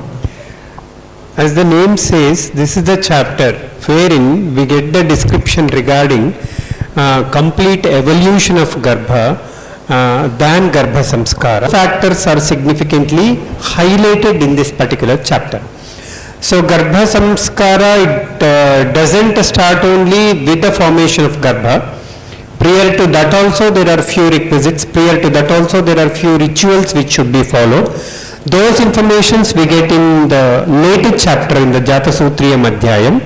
In this chapter exclusively starting from the formation of Garbha till its complete maturation, all the concepts and practical application informations are provided in this chapter. That's why this chapter is named as Mahati Garbhavakramti. So it's expanded component. The previous one, what we already studied, that is Khuddika Garbhavakramti, it's like taproot system, whereas this Mahati Garbhavakramti is just like a tree which is present above the taproot system. It is like that. Sir, in Garbha Samskara, it is said that the Garbha Samskara begin when the person, when the female gets conceived, when urine test is done, she'll be get confirmed as pregnant. So from there the Garbha Samskara starts. So whether the Garbha Samskara is after the confirmation of the conceivement or before to it? Whenever we talk about healthy progeny, it should never be considered after marriage, or it should be never be considered after conception alone. From the growth and development of both male and female, that has to be considered. This is evident in shloka number 7. So there it has been mentioned, Yayacha Anupurvya Abhinirvartate Kukshau Tam Vyakhyaasyamaha Gate Purane Rajasi. So prior to that, how Panchamahabhutas play major role in the maturation of both male and female. Male and female should attain particular age to have healthy progeny. That's also very important one. It not only depends on Garbha Samskara, whatever we do after conception, prior to that the preparedness of both male and female is very important one, unfortunately, which has been neglected nowadays. We are eager to have, in lighter sense, we are eager to have a pre-wed shoot than pre-wed preparedness. It's very unfortunate to share this.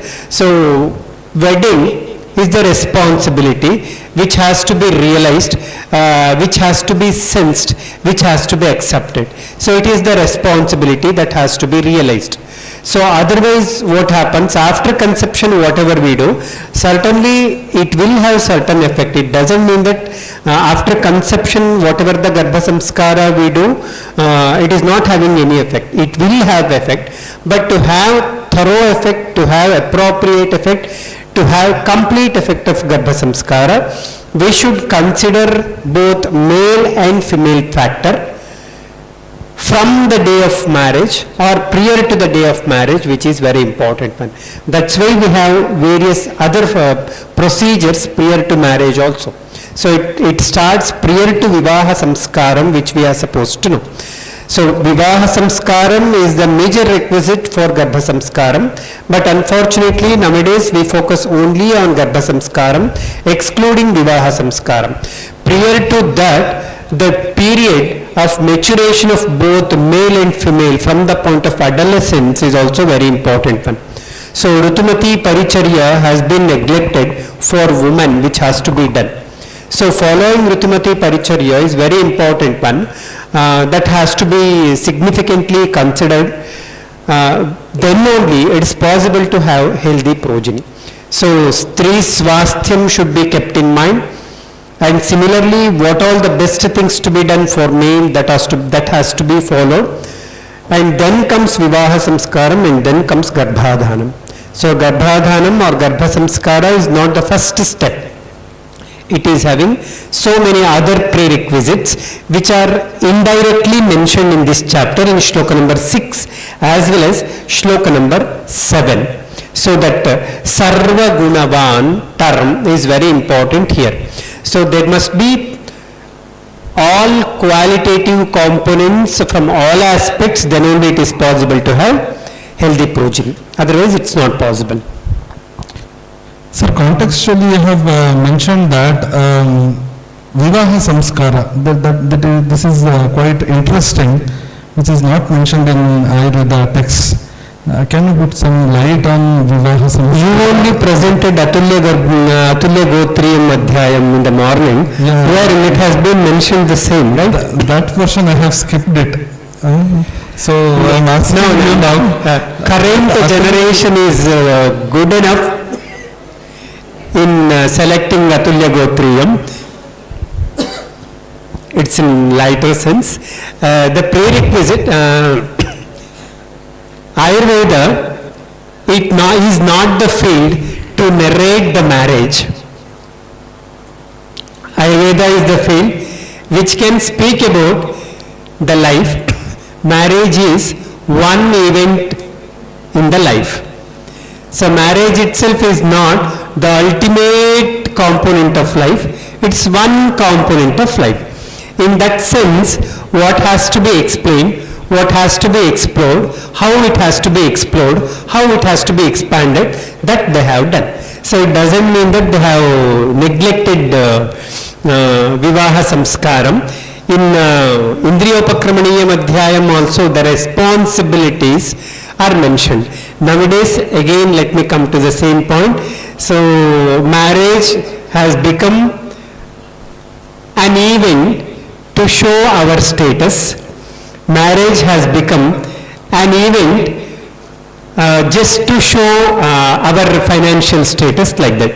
For we people, it's not like that. Vivaham is the samskaram regarding which Ayurveda has emphasized very significantly by stating the responsibilities of both male as well as female. For us, Vivaham is the responsibility. It is one component of life. It is not the ultimate component of life or one and only component of life. The concept of Kama, Chaturvidha Purushartha, has been mentioned in the beginning itself. Dharmartha Kama Mokshanam, in Suttasthana first chapter only, that has been mentioned. So keeping Dharma, Artha, Kama in center, later we have Sharirasthanam, wherein other components are touched also. So it has not been neglected. It has been explained from the point of phenomena of life. So you have said it is one of the component. Yeah, that one component itself is a major. So if it is missed, then rest everything will be squashed. So Atulya Gotriyam becomes very, very important. So nowadays there is if we ask anyone, any couples, so they will not be knowing their Gotra itself. So there are trends such as now before wedding, checking their genetic biomarkers, then 3-generation pedigree framing. Based upon such kind of advancements, they fix the couple. So don't you think that this is an important and the first most important aspect before Garbha Samskara? You are very beautifully presenting current generation, but I am beyond this current generation. So I am advanced than this current generation. So let me talk about this very significantly. So basically we should come out of this Google disease first. So when we come out of this Google disease, then life will be more beautiful, which we are supposed to realize. Many times we think that whatever genetic data we get, that will be more authentic and we should go with the genetic data and all. We don't have the tendency, we don't have the mindset of accepting life naturally. We are not realizing what life is. We are behind the artificiality and we are not trying to realize what life is. Especially Charaka Samhita is sensitizing us to realize what Ayu is, to realize what life is. So this is the basic factor what all of us are in need of, that we have to realize. When we realize it, then prior to that whatever the assessment we are following, that will be stopped, and that has to be stopped. It's very important, man. So life has to be considered very naturally, life has to be accepted very naturally, then only there will be thrill in the life. Otherwise, it will be more of a technical component of life rather than recreational component of life. These two are different. We are becoming more technical dependent, because of which it is acting as manobhitapa or manaso abhitapa, which has been mentioned as a factor for not having progeny in chapter 2. In Atulya Gotriyam also it has been mentioned, specifically mentioned, the relevance and importance of manas throughout. It is not only the presence of healthy male reproductive element, healthy female reproductive elements which play a major role in having progeny. So beyond that, there are other factors too. Currently, we are getting almost one IVF per street. With this much of advancement, that might not be there, right? So we should be devoid of IVF, as we are in the era of genetic engineering, we are in the era of genetic matching. So IVF must not be there, but we are at the era of IVF. What is the reason? It's not possible. You are exactly right on your point. I have another concern also, as it is Vivaha Samskara we are talking about. Now, even after we are in 21st century and we are evident with the complications of consanguineous marriages, so still we can see evidently in the society about consanguineous marriages and its complications. So as the Ayurveda student or the teacher, so how we should deal with this particular aspect of consanguineous marriage, how we can bring awareness so that Garbha Vikritis can be prevented.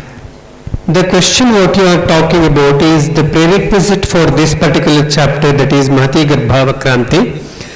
To understand the practicality of this chapter, we should go back to the concept of Sadvritta, which has been mentioned in Indriyopakramaniyam Adhyayam. There, how we are supposed to look into society, how we are supposed to design the society, how we are supposed to design the family, how we are supposed to design discipline in each and every phase of life. So that has to be considered as reference for all these questions whatever you have asked. So there we get significant information. Unfortunately, many times when we start reading Mahati Garbhavakranti, we restrict our understanding only to this chapter. So to understand this chapter, the prerequisite chapter, Indriyopakramaniyam, should be understood, and Indriyopakramaniyam Adhyayam should be implemented properly, which is very important one. Answers for all questions whatever you have asked are there in that particular chapter. Okay. Further moving with this particular chapter as such, before taking up to the next question related with this particular chapter, so I'll ask you a general question. When you celebrate your birthday? When your mother delivered. So whether it is really a birthday. So we have the concept of Samyoga of Shukra, Shonita and Jiva. So don't we think that Shukra, Shonita, Jiva, when Samyoga happens, our birth happens. So is it not that particular day we should celebrate, where Shukra, Shonita and Jiva come together? What do you say? What is your call on this? It is their view. You have asked that question to the students, so they have to answer. The point what has to be known very significantly is shloka number 5. It speaks about when we call it as Garbha, Shukra Shonita Jiva Samyoge. So that Jiva Samyoga is very important. From there the process of life starts. So the life journey starts from this level. It doesn't mean that life was not there. Another name for existing life will be given from now onwards. Prior to that, there were two existing lives in the form of male and female. They are giving birth to the next life phenomena, which is very important one. It should be looked in that way, which is very important one. Celebration left to them, each and every minute, each and every second, each and every time can be celebrated. We should know how to celebrate, when to celebrate. It's our view, it's our purview. Okay. Moving further, as an Ayurveda student, it becomes very hard for me and for the audience also to accept the Atma as Atma Samyoga with Shukra Shonita. So how we can believe it? So our belief system has to be somewhere modified. So thereby we can believe in Atma, Punarjanma, such kind of things. So which is very essential here. Accepting or not accepting can never change the reality. Reality is reality. So how you look into reality, that counts. So here it's very beautifully mentioned, it's very specifically mentioned. Let me present, I always used to tell this Doha of Kabir. I love this Doha, it's something very special which will be helpful for all of us to understand this concept of Atma. First let me spell that Doha, which is very important one. Then we will try to understand what it speaks about. Listen it very properly. जल में कुंभ है, कुंभ में जल, बाहर भीतर पानी. जल में कुंभ है, कुंभ में जल, बाहर भीतर पानी. फूटा कुंभ, जल जल ही समाना, यही कबीर का वाणी. फूटा कुंभ, जल जल ही समाना, यही कबीर का वाणी. So there is a lake which is having water. There are many pots in that particular lake. All the pots are filled with water. So if the pot is broken, water which is present in the pot will mix with the water which is present in the lake. So water became one and the same. So it is the pot which gave a particular form to the water which was also there in lake. So when you realize it, then understanding the concept of Atma will be very easy. They will not be able to understand the concepts properly. We should have a wide range of reading, we should have a wide range of acceptance, and we should have a wide range of accepting the experiences of others, which is very important. Division wherein you will get the answer. Say some philosophy and deviate from. So I am asking how are you believed as we are in the era of the same example I have given, like moving away from the concept, from very specifically that. So the concept of Atma is our level of understanding. We get the answer from other sciences which should be incorporated, or other philosophies which should be incorporated, which is very essential one.